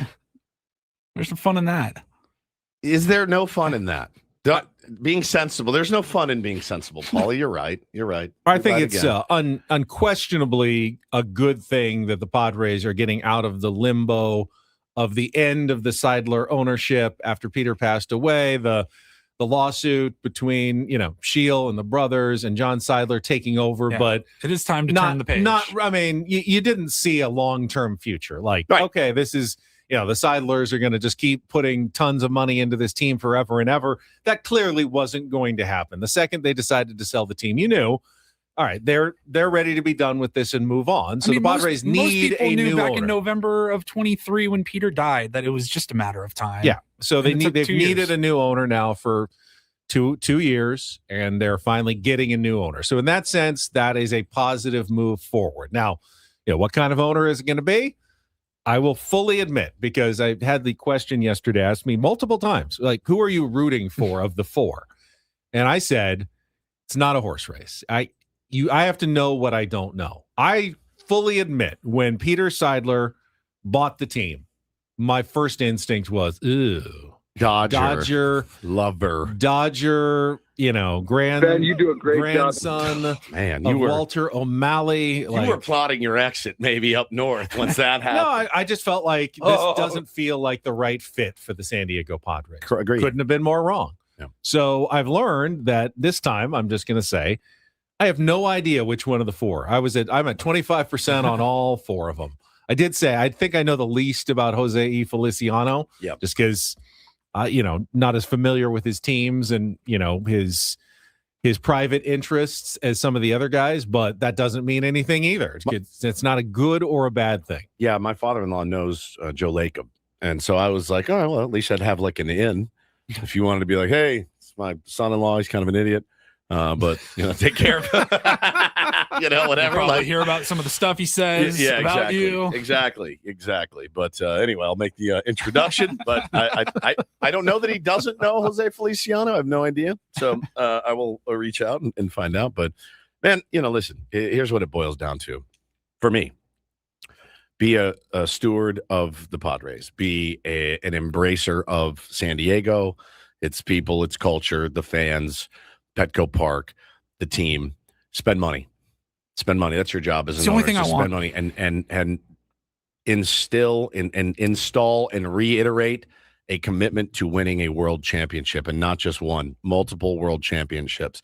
That's what you ask of from any owner in any market for any sport of any team ever. Be a good steward, spend your money. When this process all kind of started and we were kicking around random names, Mark Cuban and Steve Ballmer and guys like that. And we were talking, like, do you want the passionate, fiery owner who's seen at every single game, Steve Cohen, posted on social media, blasting the team when they're not doing well? Or do you want the guy that you don't really know anything about him because he's not forward facing? He just spends cash. Opens the checkbook. Like, that's kind of what I want. Like, AJ Preller can just be the spokesperson for the Padres organization as far as I'm concerned. He make the moves and buy the team, open up the checkbook, let's spend, let's keep this thing going. I'm looking up I'm looking to see if he's very active on Twitter. He's not.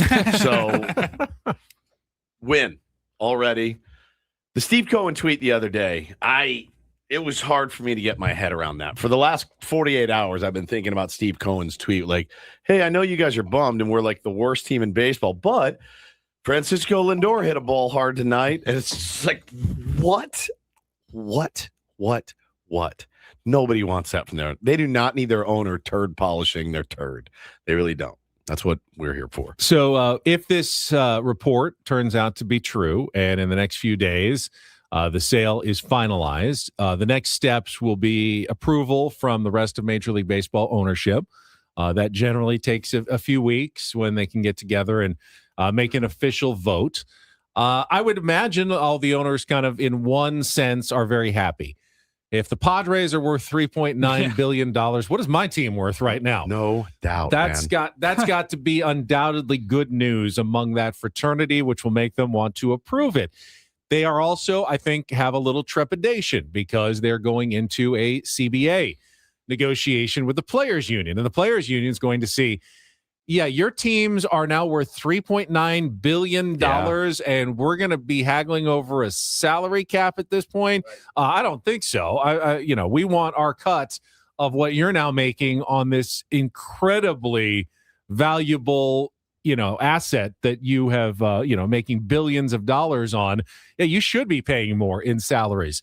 Padres reportedly have about $300 million in debt from the spending of the Peter Seidler era, which is a lot. That's why, other owners around baseball go, I don't want to have to go into $300 million of debt. But when you compare $300 million of debt to a $3.1 billion profit on the sales price, all right, that's $2.8 billion instead. That's still a really good investment and really a good argument as to why other teams should also be spending on players and investing in players' salaries to increase the values of their franchises. And that's something that the Players Union is going to use like a cudgel during negotiations. Like, I mean, come on, look at what you're doing here. You're supposed to, you're getting all this money and you want to rein in salaries while you're making billions on your team? I don't think so. It's actually, it helps the players out tremendously. It does. Yeah. There haven't been a ton of like Major League Baseball sales in the last,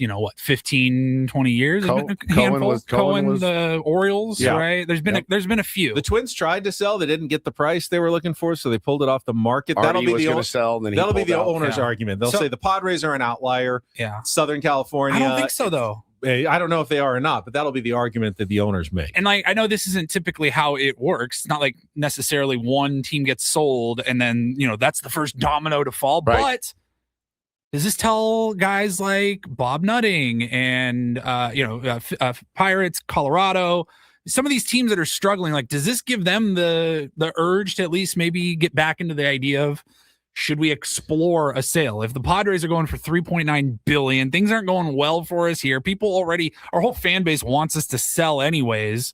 Should we look into that? I think you're onto something. I mean, they all know now there are at least 3 bidders who are willing to probably go well above $3 billion to buy the San Diego Padres that didn't get the team. Right. And are wondering, well, I mean, we just put together a group that can spend that much.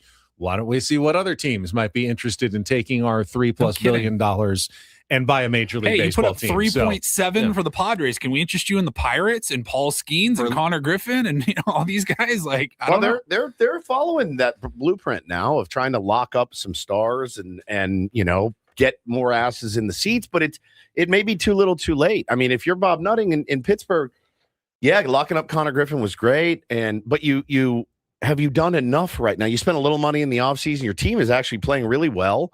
And I still don't think anybody's going to watch them play because of all of the years of poor performance and not spending and getting rid of stars.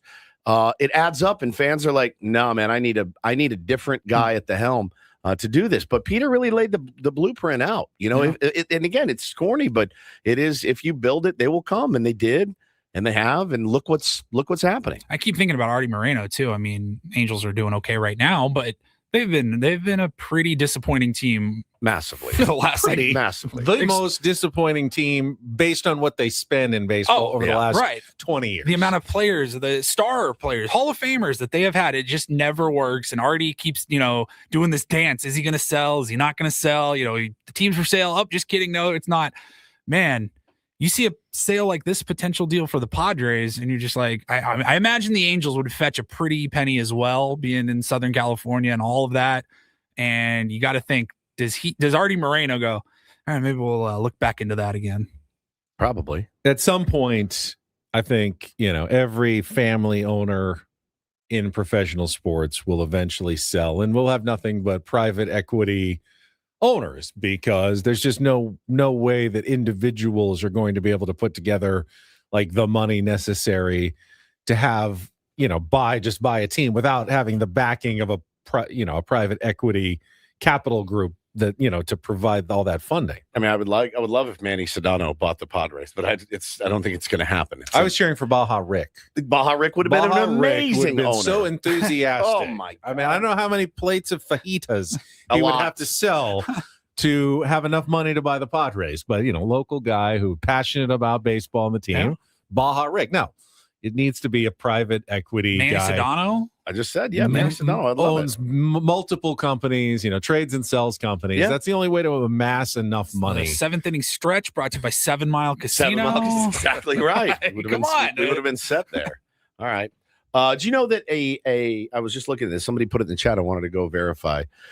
In Major League Baseball, a single private equity firm can own only up to 15% of a team, while an individual club is permitted to sell a total of 30% of its equity to private equity investors.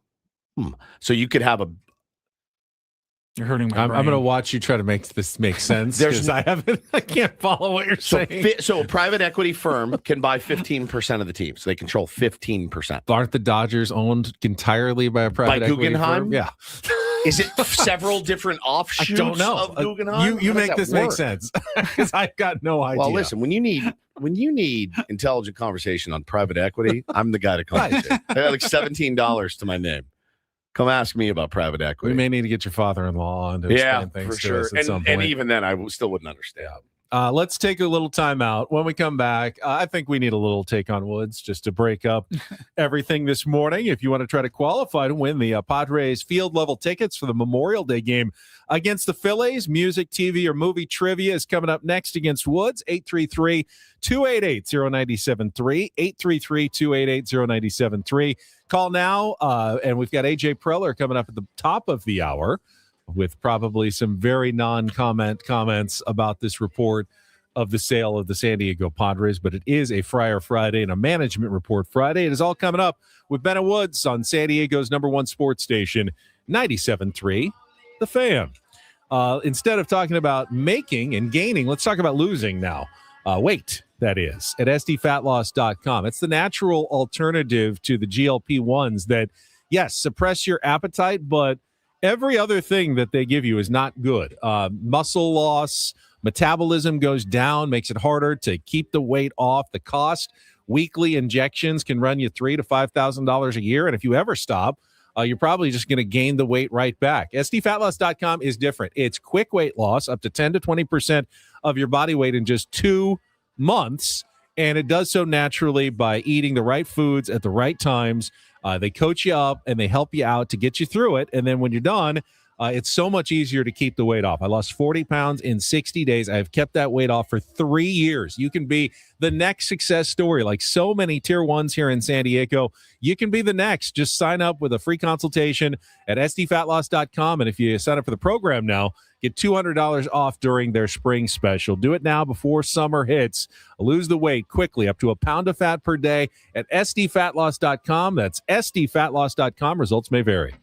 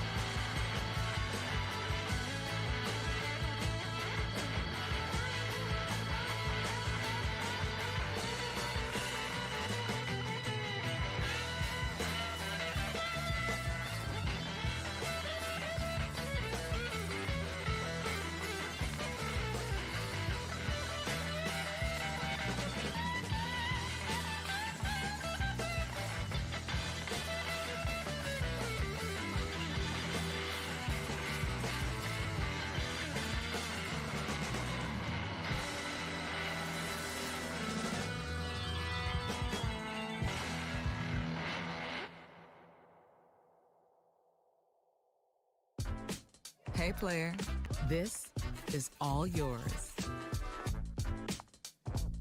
This room with this view.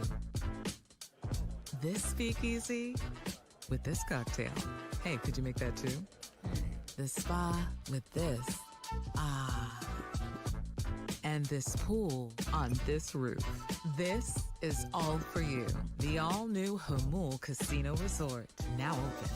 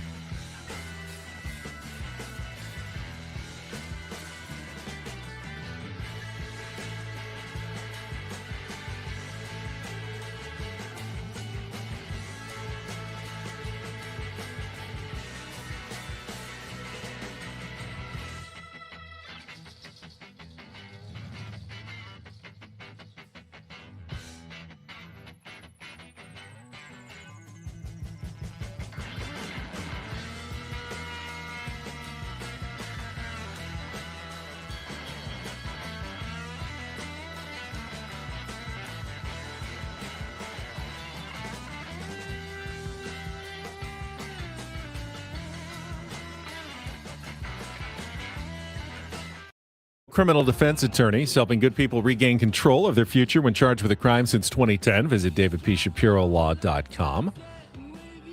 Not only did the Padres win their 8th game in a row. Forgot about that. Yeah, and with all the hubbub. all the hubbub. They actually gained ground on the Los Angeles Dodgers, finally. Because they were idle. Because the Dodgers did not play. They picked up a half a game. Yes. Which 1.5 means back. Winning 11 out of 12. The Padres have gone from 3 back to 1.5 back. Unbelievable run, man. In that run. Unbelievable run. So if they can just win like 22 of their next 23 games, they might be able to tie the Dodgers in the standings. That may be it for me as a baseball fan, by the way, if that happened. Like, Padres roll off 22 out of 23. You look at the standings, you go, we're tied.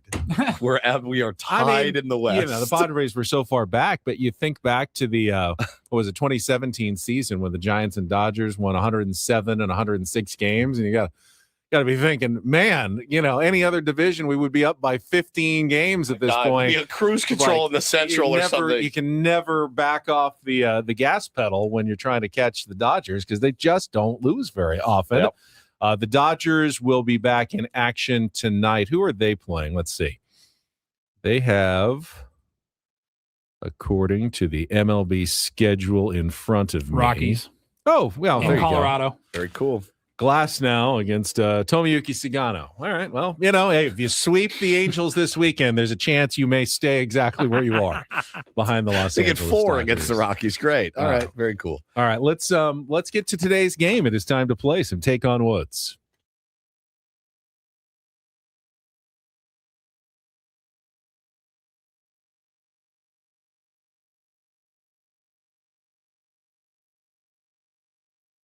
Take on Woods brought to you by Bail Arms, security and fire alarms for every business. We got you. Let's go to line 5. I'm told this is Marco. Good morning, Marco. Hey, good morning, man. Thank you for having me. All right, Woods is gone. You get to play first. 5 questions of trivia. If you beat or tie him, you will go into our grand prize drawing for the field level seats for the Padres-Phillies game on Memorial Day. You get your choice of music, TV, or movie trivia. Here are the categories. In music, On the Clock, 5 songs that include a specific time of day in the title. TV, It's My Show, 5 television shows that include the word show in the title. And our new movie category, Here Comes the Bride, 5 movies with bride in the title. So music, On the Clock, TV, It's My Show, or movies, Here Comes the Bride. Marco, what would you like to play?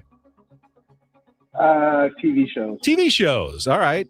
TV shows that include the word show in the title. You'll have 60 seconds to answer as many as you can. If you don't know one, you can pass. We'll come back to it if there's time left on the clock. First question's our 2-second TV theme song. Paulie will play you a short clip of a TV theme song. You need to identify the show based on the music. Marco, you ready to play? Yes, sir. All right. Beat or tie Woods will put you into the drawing for the Padres tickets. It's My Show is the category. Let's put 60 seconds on the clock. Your time begins when Paulie plays our TV theme. Good luck, Marco. Let's take on Woods. It's time to get things started on the most sensational, inspirational, celebrational. Carol Burnett show? Incorrect. Which 1980s #1 sitcom followed the lives of successful African-American couple Cliff and Claire Huxtable? Correct. Cosby Show. Correct. Which legendary 1960s sitcom was set in Mayberry, North Carolina, with characters including Don Knotts as Barney Fife and a young Ron Howard as Opie? Andy Griffith Show? Correct. Cleveland Rocks was the theme song from the 3rd season forward of which ABC sitcom from the late 90s and early 2000s?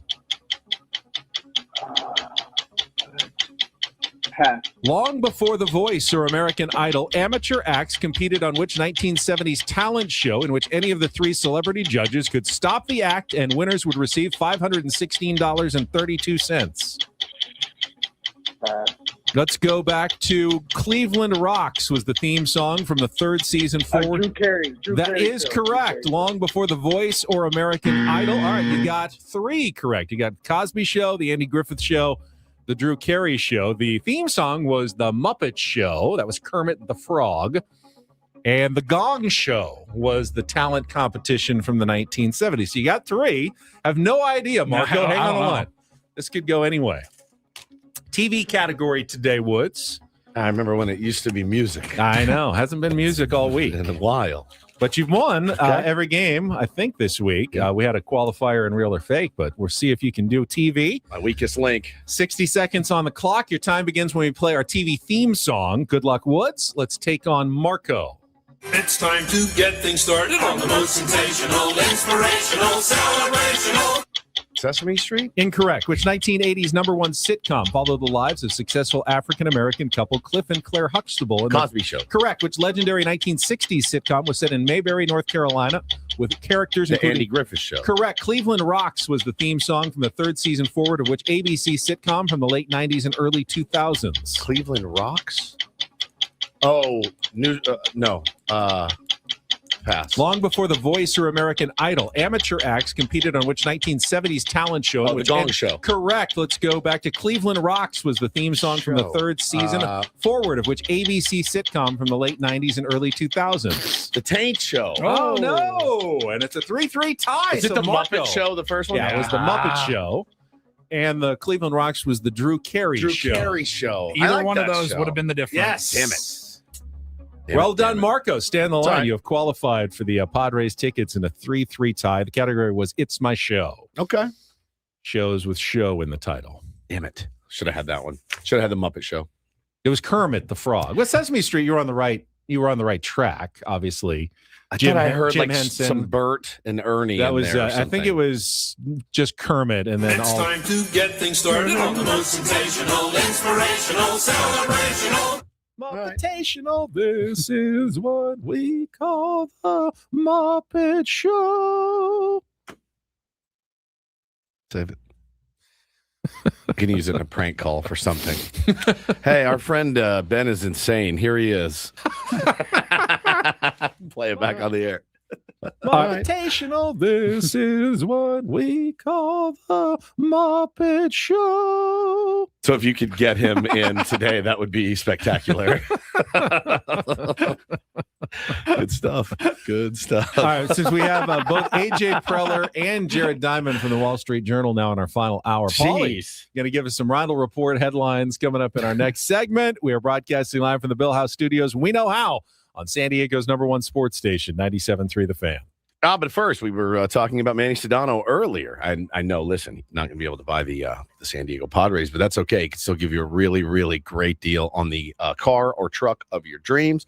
Man, obviously, you know the connection we have to Ford and my family, and it is a legacy of hard work and American grit. So my friends down at Sedano Ford and Lincoln this weekend, man, get down there, hop into a new ride with some really, really great deals like the 26 Ford Mustang EcoBoost Fastback, $299 a month. They've got the 2025 F-150 Lightning XLT, which is such a beautiful truck, for $298 a month. The 2025 Ford Ranger XLT is $289 a month. And the premium electric drive, the 2026 Mustang Mach-E Select, just $346 a month. So from my family's history at the factory to Manny's history of service, Sedano Ford and Lincoln are dealerships that San Diego can trust. Make sure to tell them Woodsy sent you when you go down there. And again, get you in a great automobile.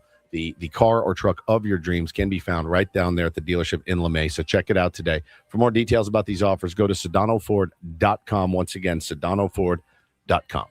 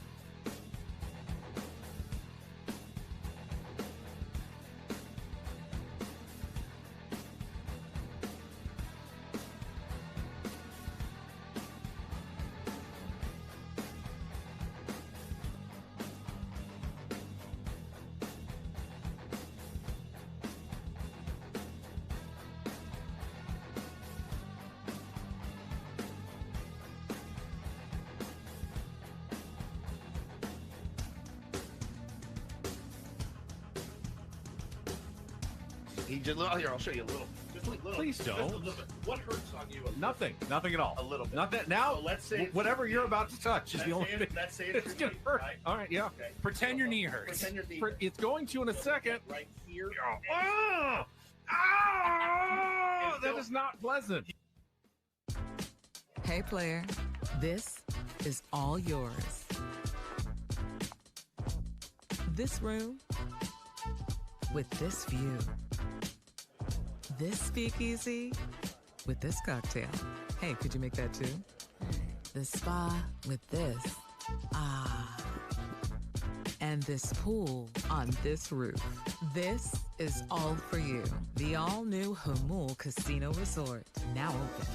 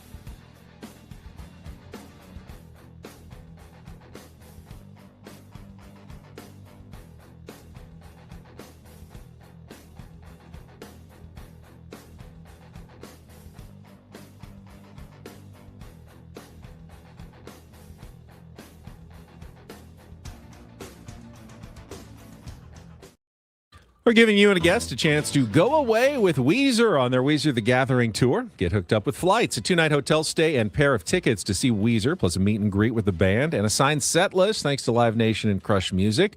All you have to do to enter is listen to us on the Odyssey app. Download the free app, create your account, favorite our station, listen for an hour to get your daily entry, and then come back each day for another chance to win. This is a national contest.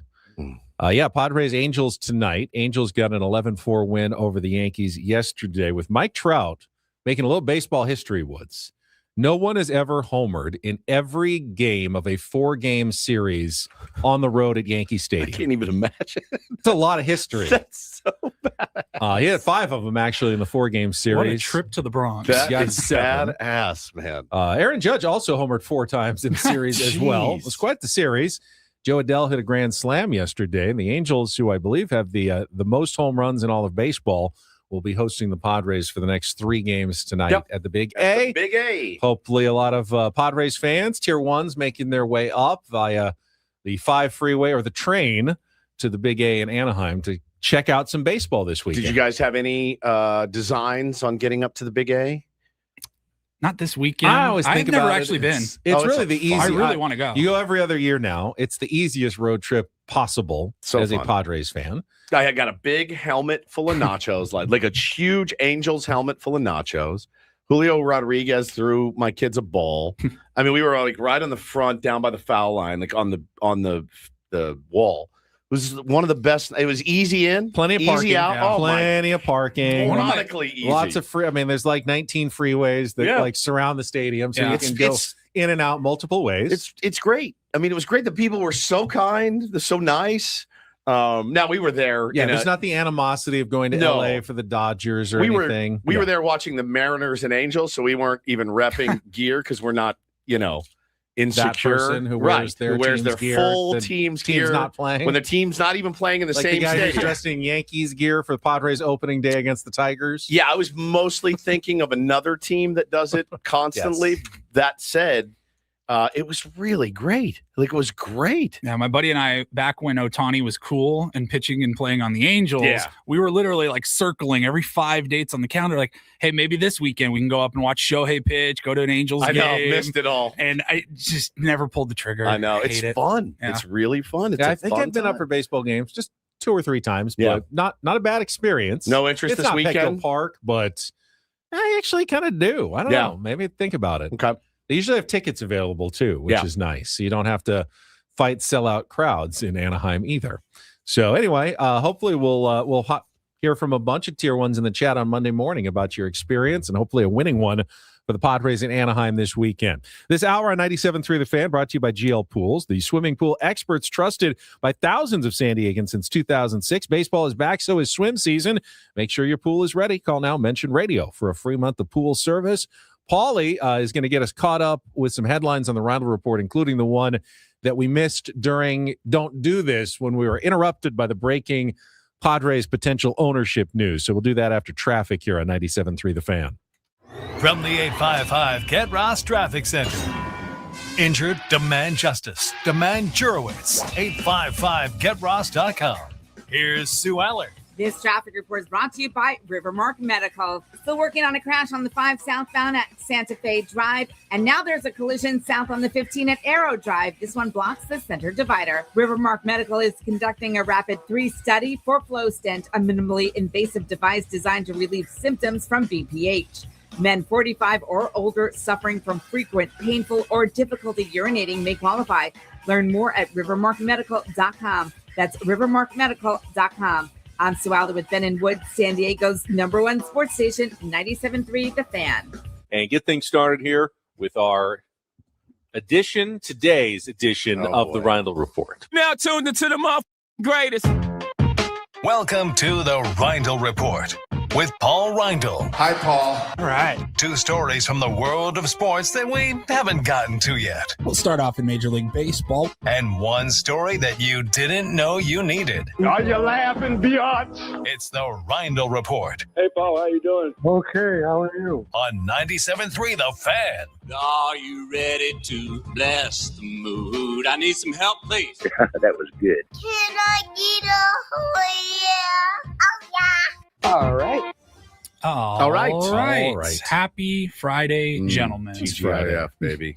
All right, we will get started here. Yeah, a story that we were going to update everybody in the Reindl Report. Padres news came out, and we decided to switch gears. But we were talking yesterday about the viral video that was going around. I believe Barstool actually is shocker, the ones that give the most life to this story. Yeah. And it was the video, somebody was over the shoulder of Mariners broadcaster Angie Mentink. They're in the camera well. And as the Padres were capping off their I don't know that it was that. I don't know that it was that. It might have even been. It might have been a different earlier game. series, Yeah. like an older video. Like an older video that they just ran with. The video went out as the Padres were capping off that 5-run 9th inning and the big walk-off. And she typed into AI, questions to ask baseball players after a tough loss or whatever. And the post said something along like, journalism is cooked or we're all screwed. This is journalism in 2026, something like that. Everybody was very quick to point out, hey, this woman is recovering from a stroke that she had 2 months ago. She just got back to work in the last 2 weeks. Maybe let's cut her some slack as she's getting her bearings. She's on the road traveling with the team, trying to get back into the swing of things. Yeah. Maybe she was looking for some help. And she even posted a statement herself that I need to pull up. I liked her. She had a lot of fun with it.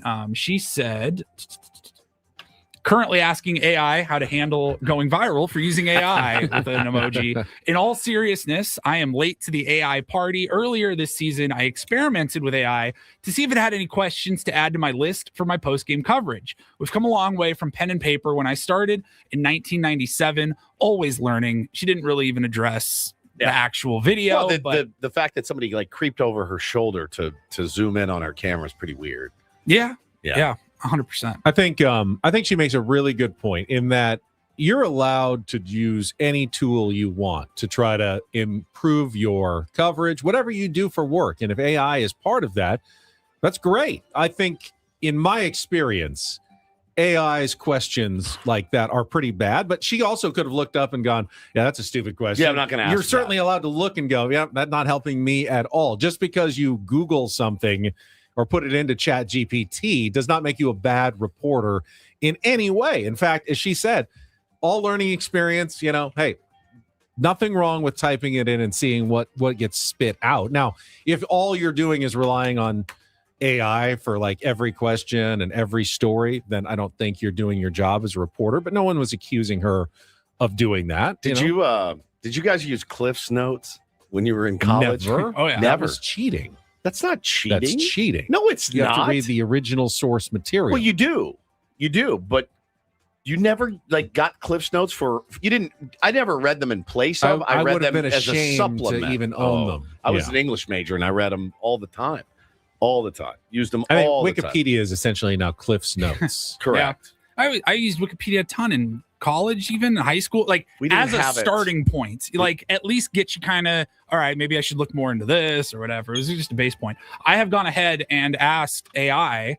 The prompt was, what questions should we ask Padres president of baseball operations, AJ Preller, Okay. when he calls into our radio show in 15 minutes? They said, you've got a great opportunity. AJ Preller is one of the most aggressive and interesting executives in baseball. Okay. Here's a tight radio-ready set you can pull live from. Okay. How do you define success for this version of the San Diego Padres? Is it playoffs or bust? The answer is yes. What's one thing about this team fans aren't seeing yet that you believe will show up? Not bad. What's your confidence level in the starting rotation holding up over 162? Very broad. Not like confidence level question. Like It's confidence literally level. It's one game at a time. That's all it is. What's It's just harder, one making game. a blockbuster deal or finding the right role player? It's an either or question. Yeah. Fun radio questions. How many phones do you actually have at once? Ooh. Okay. I am curious. Do you think he has, how many phones do you think he has? 2. A work and a personal? Yeah. Yeah. He must have 2 because he never texted me back on one of them. And no way you could get that many texts from someone and not respond. No, there is. All right, we'll move on. Okay. That's your update on the DDT. I got an update on a Reindl Report story from earlier in the week. We kind of discussed the NBA's policy now on postseason awards like MVP. Players have to play a minimum of 65 games. You can appeal if you fall short of the 65 games. Now, Anthony Edwards, I think he played 60 games is what I read earlier. His appeal was denied. Wow. However, 5 games short? Yesterday, there were 2 players who were granted eligibility for postseason awards. Luka Doncic and Cade Cunningham from the Pistons are now eligible. And so here's why. They had to go through the full appeal process. Luka played 64 games, 20 minutes or more. He was 1 shy. And he said that he missed 2 games in December while traveling abroad for the birth of his child. They said, you get a pass. That's a good reason not to get a pass. Now, you could have also figured out how to play 2 other games that you were in. It's not like you had to play all 81 and I missed these 2, but yeah, that's a good excuse. Cade Cunningham, he played in 63 qualified games, and he missed 12 games after suffering a collapsed lung in mid-March. Again, sorry, pal. That got appealed. They said, all right, you're fine. So at least the race for NBA MVP is a little bit more interesting now that a couple of more star it's players. Reasonable. They're trying to stop load management, but not actual like I can't breathe, my lung has collapsed injuries. Or my child is being born. Yeah. So that shouldn't hurt your MVP candidacy because you were actually out with something serious. I agree.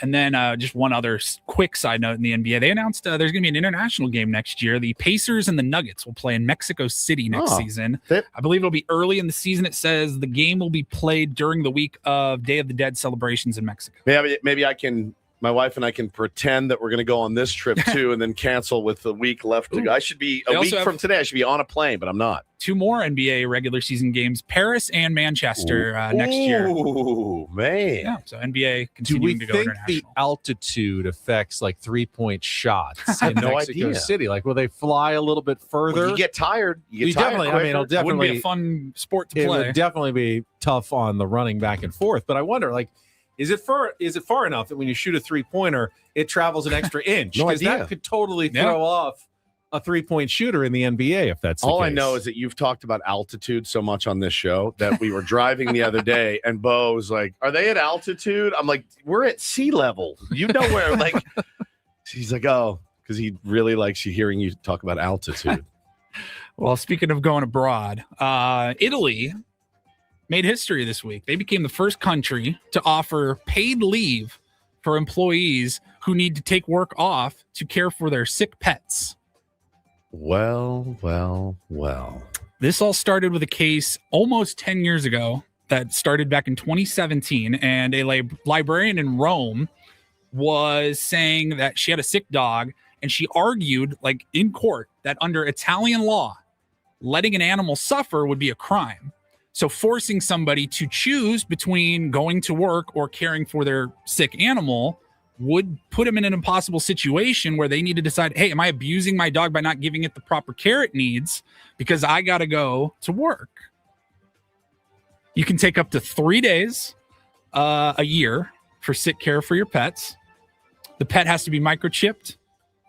The vet has to confirm that this is an urgent situation. You have to send a note. The vet has to give, like, this dog absolutely needed to come in, needed attention or whatever. You can't, you know, I don't know if you can be like, my rabbit didn't look like he was feeling all that great, so I'm going to stay home. Your thoughts? All right. You know what? I'm going to be reasonable and say if your pet is sick and you feel like it's an emergency and you need to take them to the vet, that a reasonable employer should be able to let you off for at least a few hours to go take your... Now, 3 days worth. What are you doing to take care of your pet? Are you making it chicken soup? You're being there with it. Maybe 3 days. I mean, maybe it's not 3 straight days. That's not helping the pet get better. I mean, the pet always wants you there, I assume. Yeah.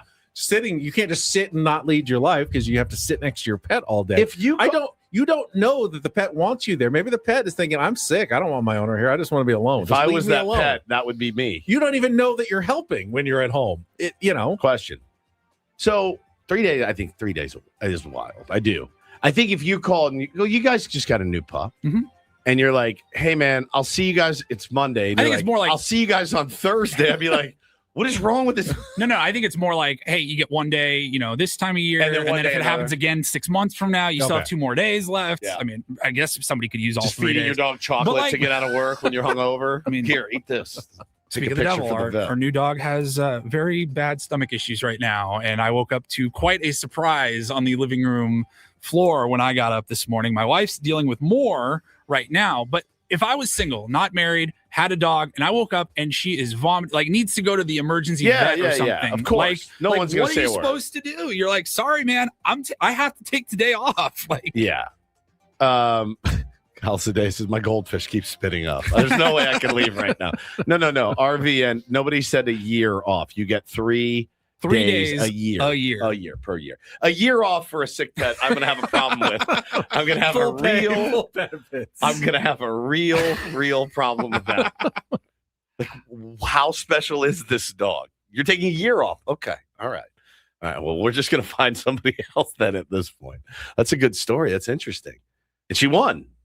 Yes. Good for her. Yeah, that is now 3 days a labor law in Italy. If you guys call me, if you're like, hey man, I just woke up, Chelan is vomiting everywhere. I got to take. I'd be like, go. I would never be like, get your ass to work. You do it at 10. But if I woke up and I said, she looks kind of listless and just kind of laying there. She just needs a cuddle. I think I just need to be there for her just in case. Slit your throat. That's so good. Just put the cone on their head. Leave. Put her in the kennel. Come back. You'll be back in 4 hours. All right. That's good stuff. Thank you, Paulie. You are welcome. All right, we've got a very busy final hour of Ben and Woods coming up, including a pair of guests on our SDCCU fan hotline, starting with our management report on a Friar Friday. President of Baseball Operations, AJ Preller, will be with us to answer the question that everybody wants to know. How many phones do you actually own, AJ? And then at 9:35, Jared Diamond from the Wall Street Journal broke the news, which has now been confirmed by The Athletic, the Union Tribune, that Jose E. Feliciano is in line to purchase the San Diego Padres for a record $3.9 billion. We'll get more on his reporting and this story all coming up in the final hour of Ben and Woods on San Diego's #1 sports station, 97.3 The Fan.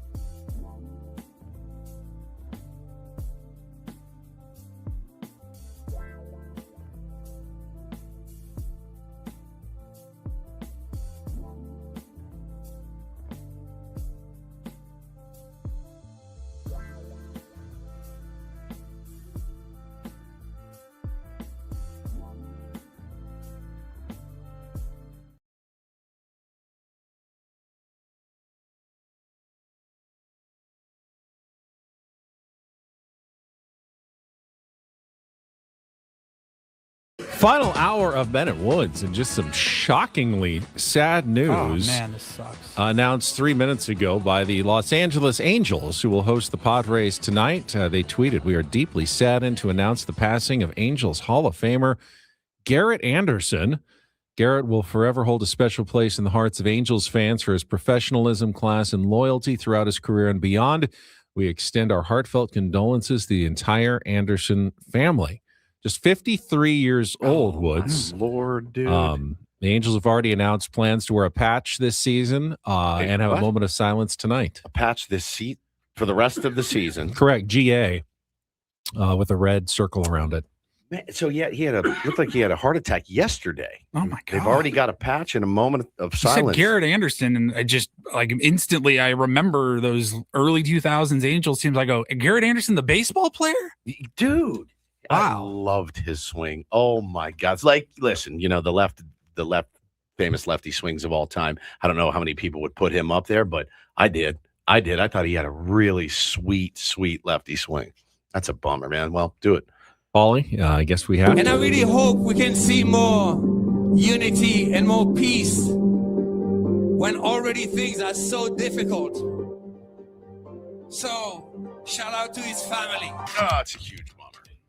Huge. Yeah, hard to dislike him, especially when he played for the 100%. Angels, and you're like, it's a very non-offensive team. Good and player, man. Good player. Always liked watching him. That is a sad story here to lead off our 9 o'clock hour. A lot coming up, including Jared Diamond from the Wall Street Journal, his reporting on the potential sale of the San Diego Padres. First, though, it is time for our management report on a Friar Friday, brought to you by SDCCU. It's not big bank banking. It is better. And joining us right now is the president of baseball operations, general manager of the San Diego Padres, AJ Preller. Good morning, AJ. I guess I have to ask you immediately about the potential of having a new big boss, and I'd imagine you have to say no comment on that story. Yeah, I mean, I think obviously, it's been the process, been very public in terms of the sale of the team. So again, I think it's going to be exciting to have some direction and clarity. And I think the if the reports are accurate, I think it's a testament to the idea over the last 10 plus years that this is a major market, and you can do a lot of great things in San Diego, and that concept that I think it's a testament to a lot of hard work by a lot of people in the organization, and obviously the teams that have gone out and played really well. That a lot of groups it sounds like they were super excited and wanted to own the Padres. So that's always a good thing, and I think a testament to the fans of San Diego that this has become as big as any baseball market in the game, and a crown jewel franchise. So it's really cool to be a part of, and hopefully super exciting for everyone with the Padres and the fans of San Diego. Just quickly, no need to get into specifics, but did you get a chance to meet any of the bidders buying during this process at all? Yeah, we on the baseball side, our focus is really with the team, and just in the roster and all the work that we have. We did get an opportunity in spring training for 2 afternoons to sit down with the finalists for a little bit. They had some questions about, again, they're buying into a baseball team. So, it was a little bit like speed dating, but I had a chance to do that. But most of the work, done through the group that the Seidler family had hired, and then, Eric and his team at the office, and we were able to focus on the baseball side of things. Talking to AJ Preller here on Ben and Woods this morning. Just one more in the same vein from me, AJ. If the reports are true, and this gentleman takes over and he goes down and sets up his office, and he pings your line, hey, my office 9 a.m. and you come and sit down and you're meeting with the new owner, and he asks you, all right, give me kind of the skinny on how things work around here and what I need to focus on. What would you tell him? Ooh, I like that.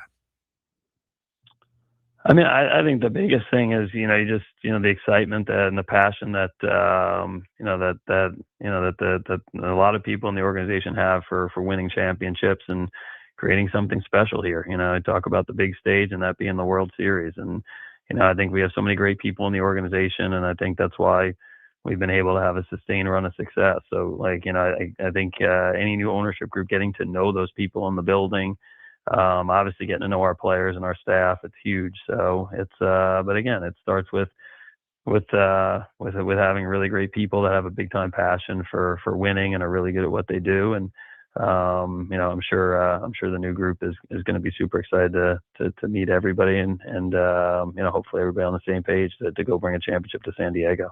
AJ, let's talk a little bit about last night. Another good starting pitching performance from Walker Buehler. And, as fans, we're kind of impatient sometimes. I think some of us were ready to turn the page on Walker Buehler after 2 innings this season. In your perspective, obviously you have to have a little more patience and perspective, but how do you balance how quickly you need to react versus how much time you can give a guy to find their footing in a season? How do you balance that as general manager? Yeah, I think we talked about it a couple of weeks ago. I think the last time we were on and talked was that opening day in Boston. So that's, I think, probably 2 weeks ago or so, and a lot of changes and really a day or two in baseball. So you have to, it's hard not to ride that wave. Every night you kind of get excited, good, bad, fair, and with what you see at at 7:00, but it's baseball, so I think it's, usually everything kind of works out at the end of it. Guys that are hitting, 150 now will be hitting 300 by midseason, and at times vice versa. So, I think you try to just use the experience of the group, lean on obviously Ruben and Ben Fritz. They've done a great job at Walker. And more importantly, he continues to want to learn and grow as a pitcher. And, his stuff has been really good the last 2 outings. His command's been good. He's gotten us deep in, he's gotten us into the game in a winning spot. And I'm glad for him. He's been one of the best pitchers in baseball, and last couple of years have been a struggle. So I'm sure it's a really good feeling for him to go out and contribute. And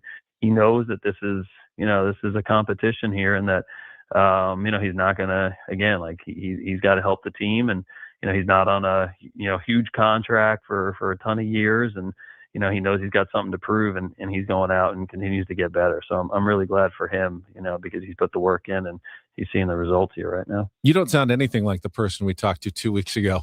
It's true. I still have a cold somehow, but the voice is.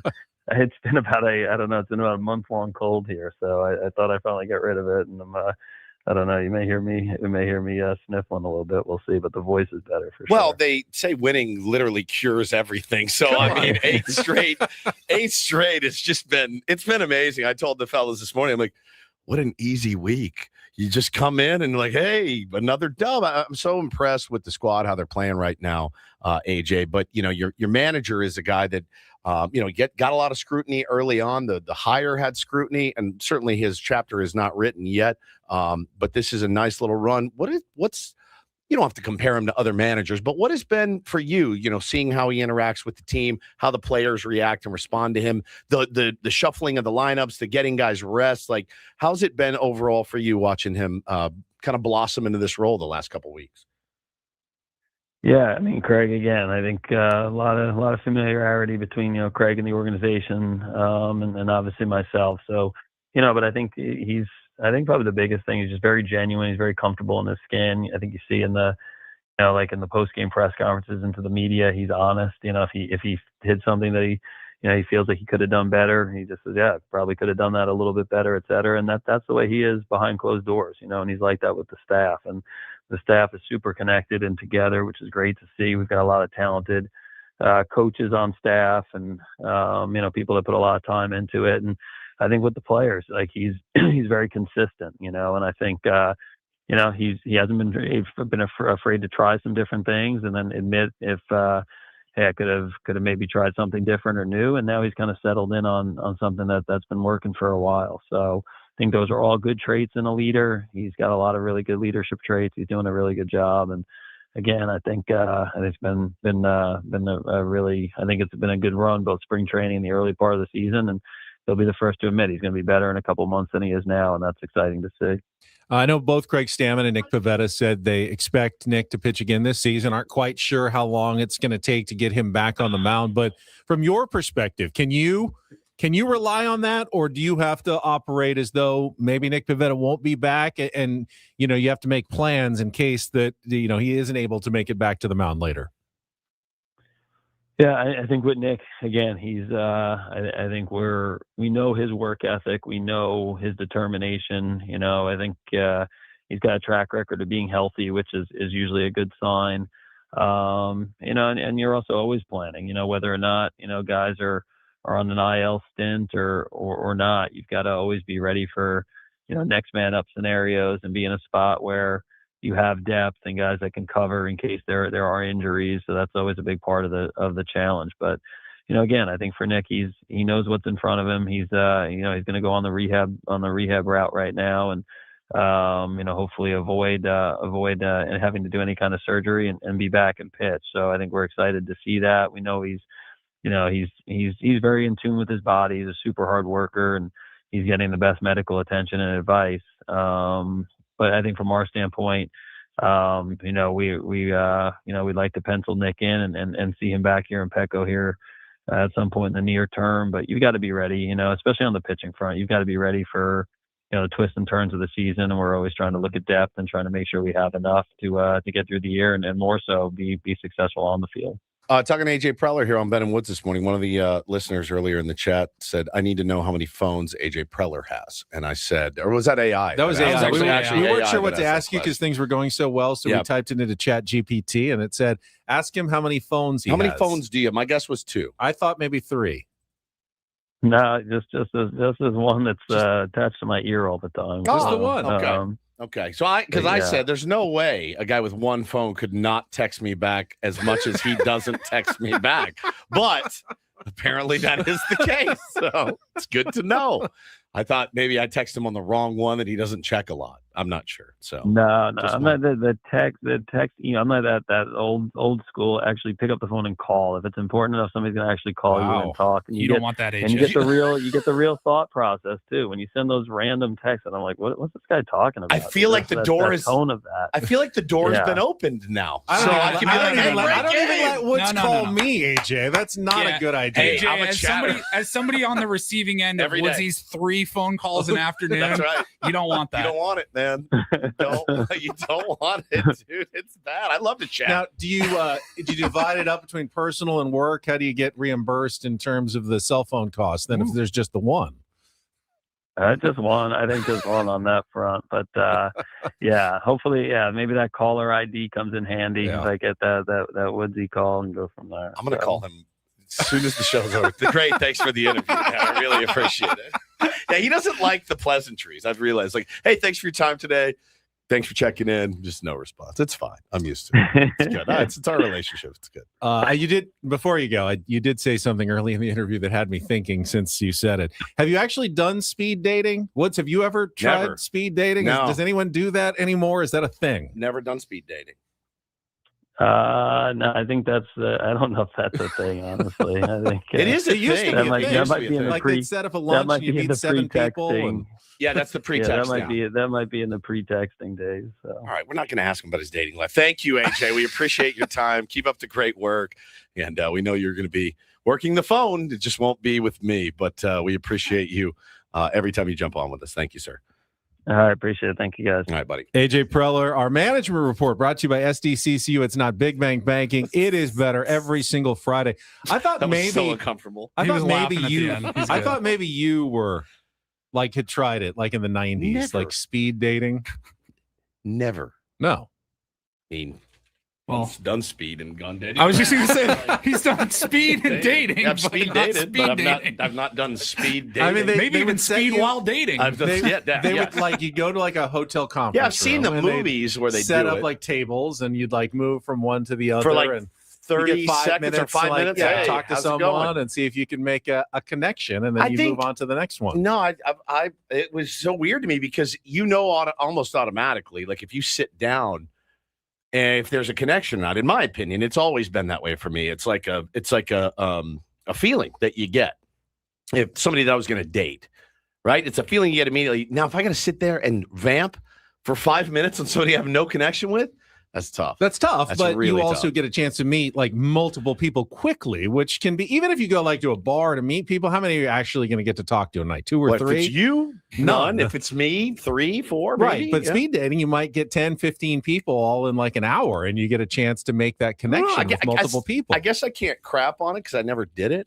I mean, there's somebody that's probably found the love of their life at a speed dating thing. You know what I mean? But no, it was not for me. It was not for me at all. just with the online, the app dating or whatever, back when I was out there on the market, like I'd go out, you'd meet up at a bar or brewery or whatever. Yeah.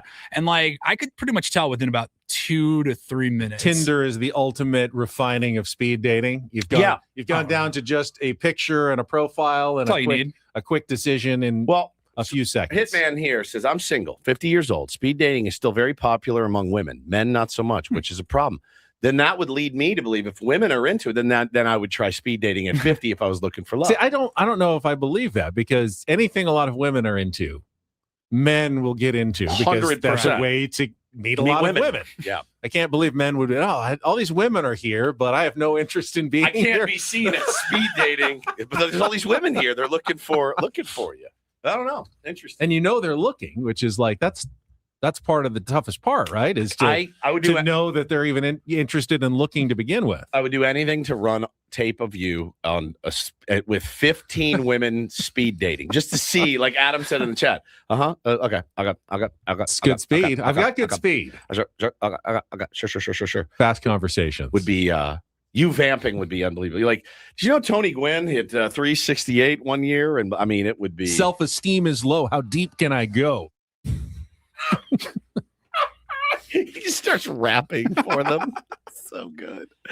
I can't believe you asked him that question. Holy cow. Made me nervous. He's an interesting guy. I mean, he doesn't have a lot of time. Obviously, he spends so much time working. But if he wants to meet someone, how are you going to do that? Like, maybe speed dating. Say Ben saying, I've got good speed. Okay. There you go. All right, let's take a quick time out. Still to come at the bottom of the hour, Jared Diamond from the Wall Street Journal, the reporting on the potential new owner of the Padres, Jose E. Feliciano, for a record $3.9 billion sale price. It is all coming up. We'll also look ahead to tonight's matchup. Tough one for the streaking San Diego Padres. All coming up next on 97.3 The Fan.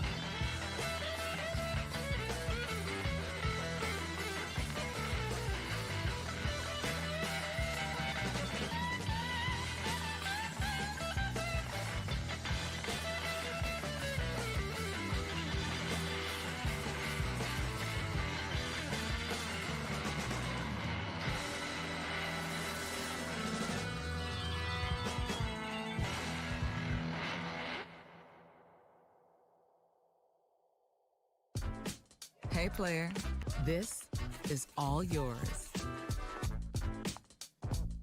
This room with this view. This speakeasy with this cocktail. Hey, could you make that too? The spa with this. Ah. And this pool on this roof. This is all for you. The all-new Hamul Casino Resort, now open.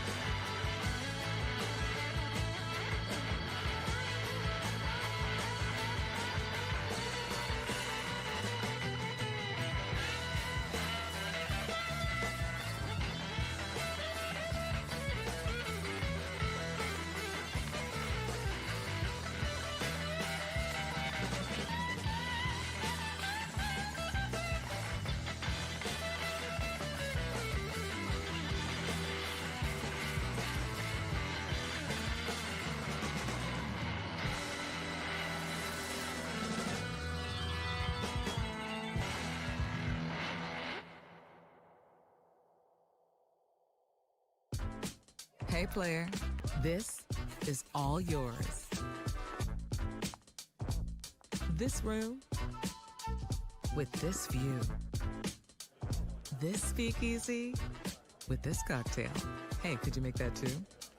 The spa with this. Ah. And this pool on this roof. This is all for you. The all-new Hamul Casino Resort, now open.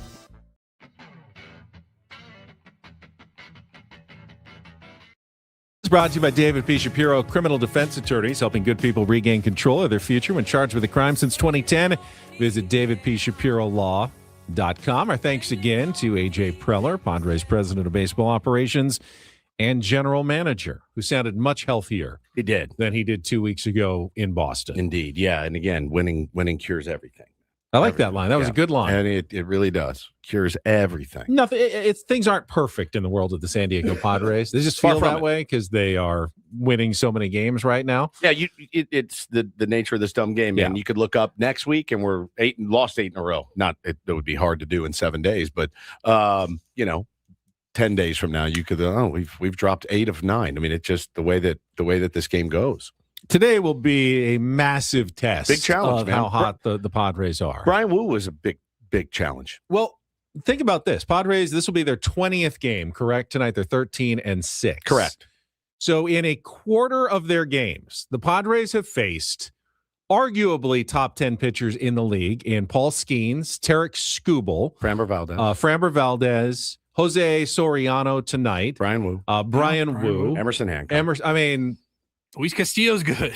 Yeah, it's good. I mean, not a top 10, but they have faced some of the toughest pitchers in baseball in their first 20 to put together a either 14-6 or 13-7 record, depending on, how they do tonight, considering how many really, really good pitchers they've matched up against. Logan Webb they faced already as well. Yeah. I mean, so that's... Well, and they've been catching not just the pitching, but the teams have been on Red 4 hot. or 5, 6-game winning streaks and taking out other good teams right before the Padres face them.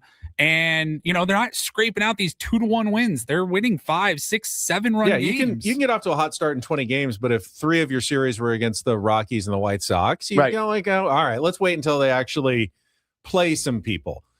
Padres have played some people, including some really, really good pitching, and they've lost some of those games, but they've won enough to be 13-6 at this point. I don't know that they faced Paul Skeens, and honestly, the guy they're facing tonight might be tougher, at least right now. Right now, this moment. He actually might be tougher than Paul Skeens or Tarek Skubal in this very moment.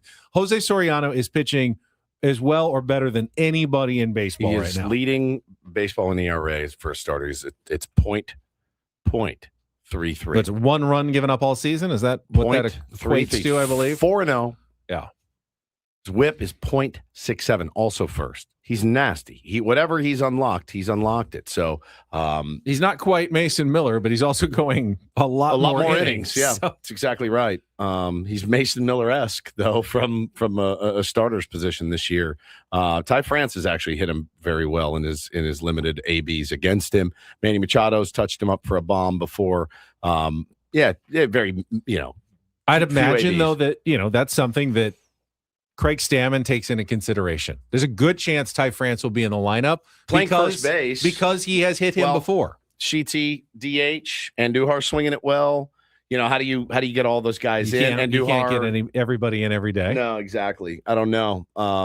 Is it time for someone to get a night off? I don't know. Is it Laureano's turn again? Is it someone else's turn to get a breather tonight? Crony was the last day off he had. A couple days ago when Tatis played second base. That's right. That's right. So last Saturday, right? Saturday and Sunday, I think. Yeah, I think Sunday was Crony's day off. That's right.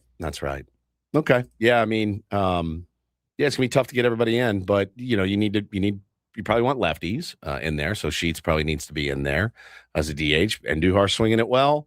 Ty France has hit him well. So yeah, little bit of a conundrum. Yeah, for sure. But you get some defense in there with Ty France at first, certainly. I'm actually... Could be a low-scoring game. I don't know how it's going to go. I'm not making a prediction. I'm excited to see Matt Waldron pitch. Me too. I'm very excited to see him I didn't really get to see him in spring training. I heard the good things, and then he got shut down and made a couple of late starts, and now has been in El Paso, and I haven't really seen the video, only the results, 12 shutout innings, which is not nothing. And even it's AAA. In that league, 12 shutout innings is something you're doing something right if you're pitching that well. Love to see how it translates on the big league level, what the command looks like. Can he control the excitement, the emotions here, getting back to the big leagues? This guy's only made, one start since 2024? Yeah. Only made 1 start last season. So this is a huge night and a huge opportunity for Matt Waldron to potentially, with Nick Pivetta out, a couple of months at least, it looks like, to get back into a major league starting rotation and stick around for a while at this point. All right, we'll take a timeout. When we come back, Jared Diamond from the Wall Street Journal. I am looking at his article right now. He's updated it on the sale of the San Diego Padres to Jose E. Feliciano for $3.9 billion. That is coming up next here with Ben and Woods on 97.3 The Fan.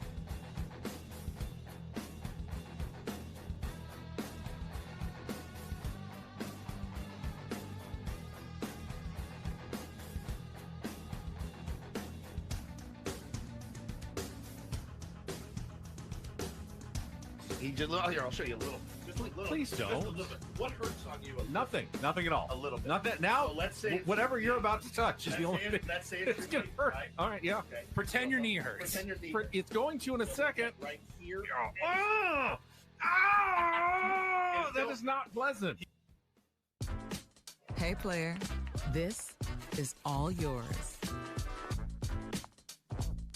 This room with this view. This speakeasy with this cocktail. Hey, could you make that too? The spa with this. Ah. And this pool on this roof. This is all for you. The all-new Hamul Casino Resort, now open.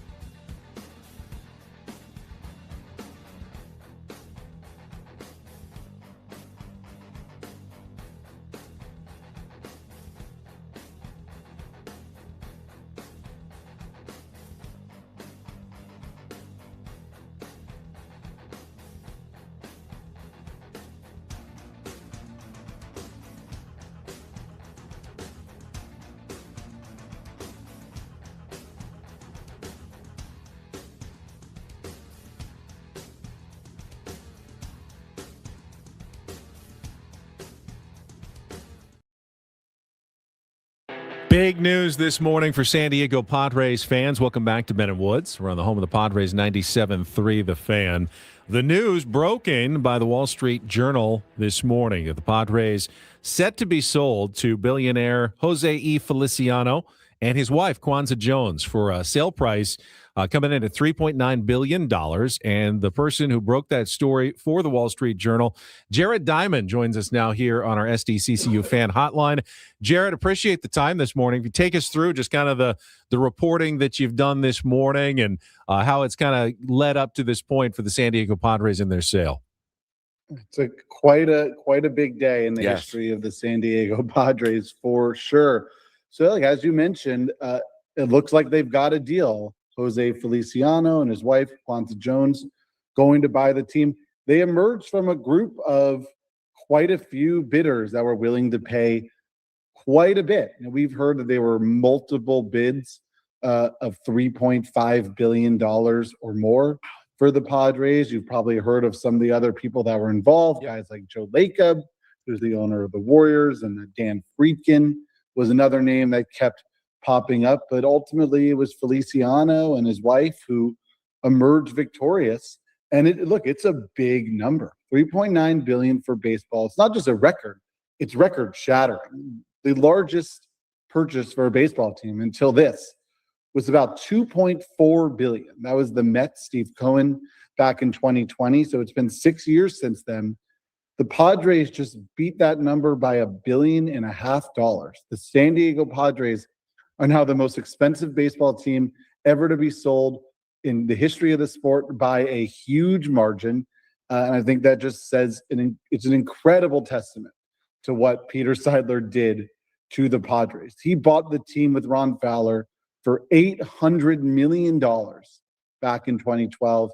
And now they're being sold for $3.9 billion. It's really unbelievable. I don't think I was panicked, Jared, until you just laid it out like that. And now I went, all right, if you spend that much money on a team, you're going to want to make a lot of money back. How does one do that? I think winning, obviously, it was Peter Seidler's methodology. If you put a winning product and an exciting, entertaining product on the field, you'll get 42,000 on a Tuesday night against the Marlins. And we do that. We do that here in San Diego all the time. But holy cow, I mean, that's a lot of money. What do you know about him personally? Does he love to win? Is he breaking away maybe from where he is in Chelsea? Like, do you have any information on that?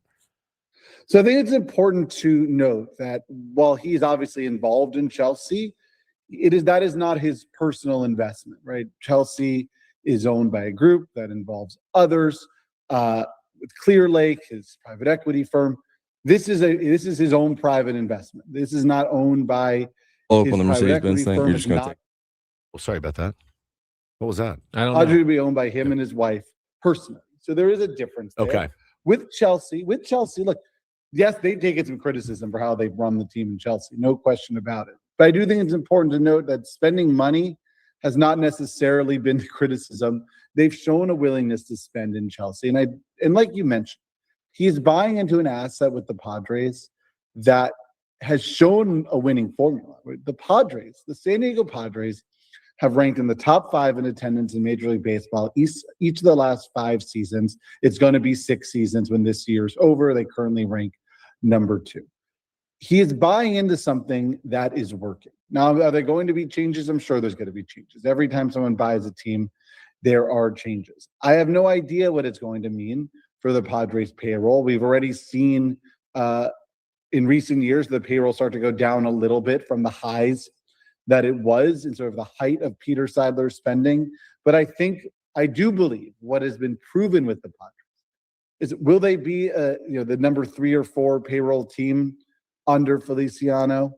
I can't promise you they will, but do I think they're going to remain where they are now, going to sort of remain in that top 10? I do, because it's shown that it could work, right? They've shown that it could work. They show that when they spend, it brings people to the ballpark. I just don't see why you come in and change a formula that really is working for this team. The one thing I do know about Feliciano, he has made it in our reporting. It's become very clear that he intends to move sort of the bulk, or at least I don't want to say the bulk. I don't want to get into specifics, but a large portion of his philanthropic efforts, move them to San Diego.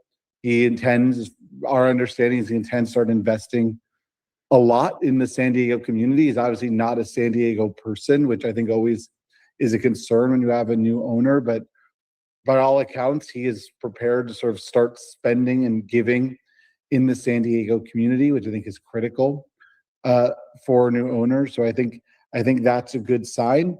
And beyond that, we'll have to wait and see. But I do think it's important to realize the reason people were spending so much on the Padres, because the Padres were a desirable asset, and they were a desirable asset in large part because of the success they're having. Good news. Peter Seidler came and invested heavily philanthropically in San Diego, of course, so it would be nice to see that tradition carried on. We're talking to Jared Diamond. He broke the story in the Wall Street Journal about the Padres sale. And Jared, you had some more reporting about the couple. This is a power couple, and they're entering into this together, which is going to be history-making in Major League Baseball if it goes through. Yes, that's fascinating. So Feliciano and his wife are going to be equal economic. They have equal economic stake in the Padres. It really is going to be a partnership in terms of the financial ownership of the team. His wife is named Kwanzaa Jones. It's a name you'll be certainly hearing a lot about as well over the next few weeks and months and years. For the purposes of Major League Baseball, Jose Feliciano is going to be the control person. There's going to be one, right? There's going to be one control person, the person who actually votes on things in the eyes of MLB. That for now is going to be Feliciano. Jose Feliciano is going to be the first Puerto Rican majority owner in Major League history. Kwanzaa Jones is going to be the first African-American majority owner in Major League history. So that's very cool. I mean, I think it's great when you see that kind of diversity coming into the sport. You want ownership that looks like the people that live in your community and go to your games and represent your fan base. So I think that's only a positive thing. And in general, it just shows that there was this much interest in the Padres. Just shows how desirable of a franchise they are, right? They play in San Diego. They play in a city where you are the only show in town when it comes to major professional sports. You play in one of the best ballparks in the game, and a ballpark that you could use 365 days a year because of the incredible weather in San Diego. That's why the team sold for $3.9 billion, because people with a lot of money see San Diego, they see the Padres, they see the winning, they see the ballpark, they see the city, and go, that is a place where I could really build something, grow something. And Peter Seidler saw that, and you hope that Jose Feliciano sees it too. I don't think he'd be paying this much money if he didn't. Jared, finally, there were three, obviously you mentioned other potential bidders who don't get the Padres. I wonder if that leaves other teams interested in going, well, I would sell my team. They've got some buyers who've got the money together already. If this sparks a bit of a run on teams interested in selling at this point. Yeah, it's a good question. Joe Lacob obviously has been tied to baseball previously. He was incredibly interested in buying the A's and keeping them in Oakland, which obviously didn't work out because the Fisher family was unwilling to sell, and we all know how that played out. They're going to be the Las Vegas A's in a few years. I think a lot is going to depend on what happens in labor, right? I think if you're an owner right now, you are very curious what the next CBA looks like, how it changes your fortune. If we could spend an hour talking about the next CBA, but let's just say, for the sake of this conversation, the owners get what they want, and they do get a salary cap, right? I'm not saying that's likely. I don't know. It's too soon to say, but let's say it happens and a salary cap comes to baseball. The valuation of every single baseball team will soar through the roof that day. They would double. I mean, it would change everything for the valuation of teams if there's a salary cap. So if you're an owner, I understand, let's wait and see how this goes. Where do we end up in labor? I think that's going to make a big determination as to, will you see a bunch of teams selling? I don't think we're going to see a run on anything until we get through the labor dispute. Jared, really appreciate your time. Huge story. Great work on that. And thanks for spending a few minutes with us. Anytime. It's going to be interesting to see how this plays out. Thank you, sir. Jared Diamond from the Wall Street Journal on our SDCCU fan hotline. It's not big bank banking. It is better. Let's react a little bit to what we just heard after a quick final check of traffic here on 97.3 The Fan. From the 855 Get Ross Traffic Center. Injured? Demand justice. Demand Jurowitz. 855GetRoss.com. Here's Sue Aller. Well, looks like we have an accident. It's in the center divider of the 805 South, right at Governor Drive. So that will slow you down just a bit. But good news on the 5 southbound at Santa Fe Drive. This accident has finally been cleared away. Other than that, you're in great shape. No slowdowns to tell you about on the 15. The 125 looks good. So does the 54 and the 94. I'm Sue Alder with Ben and Wood, San Diego's #1 sports station, 97.3 The Fan. All right, some big additional reporting there from Jared Diamond, including the fact that both Jose Feliciano and his wife, Kwanzaa Jones, will be equal partners on the team. She is the CEO of her own company as well as the head of like the philanthropic side of their family arm, which means if they're going to be bringing that's the other big thing, bringing the philanthropy down to San Diego, that's huge for our entire community. So encouraging. I mean, that is such good news to hear, and hopefully, that follows through. But these people have tons of money, and we'll see what kind of causes that they're interested in investing in and what that's going to go to. But sounds like they want to be a part of the San Diego community, just like Peter Seidler did, and that's tremendously potential good news for the Padres and our whole community. Yeah, no question. Again, tough shoes to fill, right? Really, really tough shoes to fill in Peter Seidler's. Was a guy that did not mind going down and getting his hands dirty as well. Like he would get right there in the mix. And so, yeah, that is very encouraging. The thought of them breaking away, from the other group and like, no, that was where this is this, and we're going to commit to this fully. Yeah. I mean, here's the soup, guys. Do you want the soup or don't you want the soup? You eat the soup. I mean, we talked about when this whole process began, we're like, hey, make no mistake. All right. We all want them to sell to, the steward of San Diego. They're going to do great things for the community. And we said, hey, they're going to sell to the highest bidder. Correct. Like, this is still money in business. Sure. And if somebody says $5 billion, they're not going to give a damn about what he does around the ballpark and for the city. They're going to take the $5 billion offer. But hearing that from Jared Diamond just now, it made me think like, man, if Peter were able to hand pick somebody, this sounds like the kind of person he would want to take over the Padres. Yeah, I sure hope so. At the end of the day, I sure hope that that's the case. And again, obviously, actions speak much louder than words, and really not even words. We haven't heard a word from him or his wife yet at all. So again, I will reserve excitement / judgment until we hear them speak. I want to hear, listen, eyewash is important. You have to say all the right things on day one. You have to. You have to. We have a commitment to winning. We have a commitment to San Diego. Sold. That's all I need. I think that would go for the shortest press conference ever. Majority of fans out there. I'm committed to San Diego, and I'm committed to bringing a world championship here. The first world championship for the San Diego Padres. That's my mission. I thought done. You win. Yeah, I thought what Jared said about the CBA, and if there was a salary cap, it's estimation, obviously, but that like franchise values would double.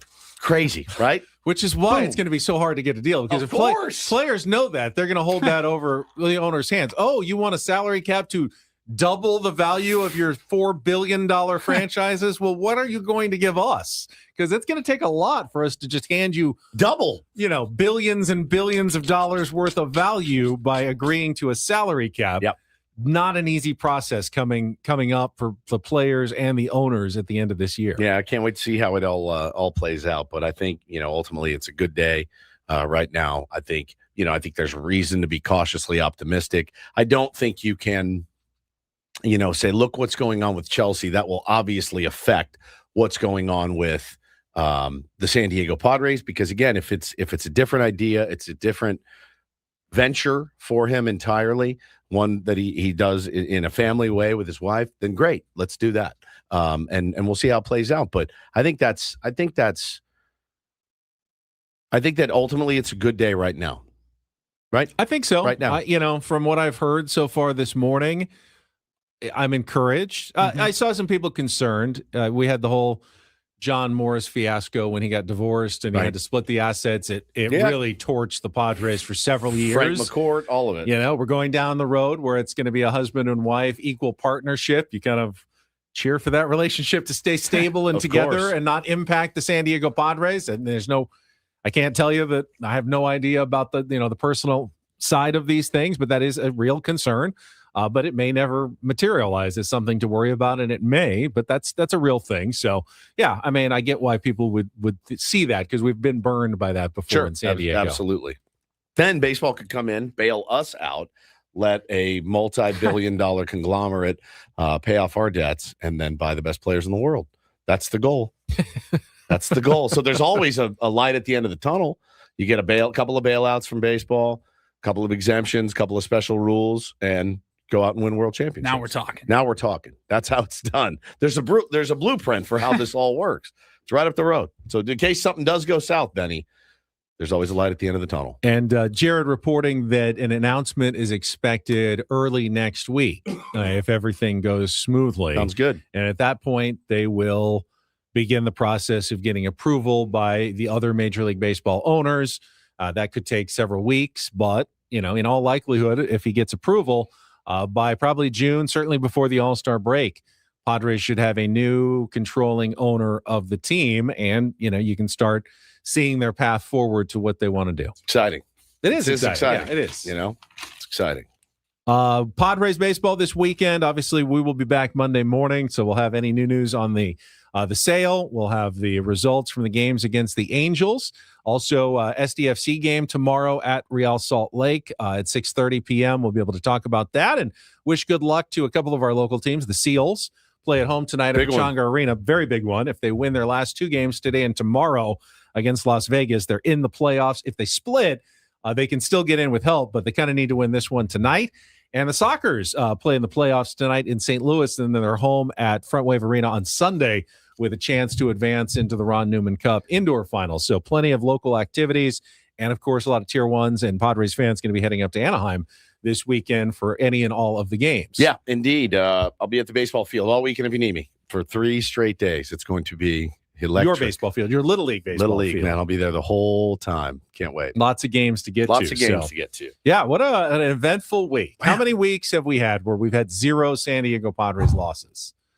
I mean, the last time they won 7 in a row, it was spanned 2 different weeks because it was opening day to like the next Thursday. That's right. Very few weeks do we have where we don't have a single loss to talk about. And if the Padres do happen to sweep the Angels, I'm not saying it's going to happen, we'd be coming back at 11 on Monday. Let's do it. 11 in the Wrap-Up and the says wins. no? Who says no to that? Would be incredible. I mean, I'm just looking forward to the possibility on Monday morning of hearing 11 straight I love winnings.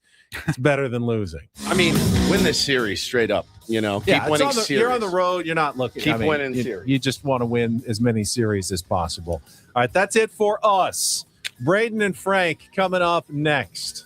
I see my former colleague Joe Little is out in the hallway with his TV camera from NBC7 as well. Don't know what they're doing, but we're keeping it covered for you right here. For Paulie, for Woods, I'm Ben Higgins. Have a great rest of your Friday from all of us here at 97.3 The Fan. So long, everybody.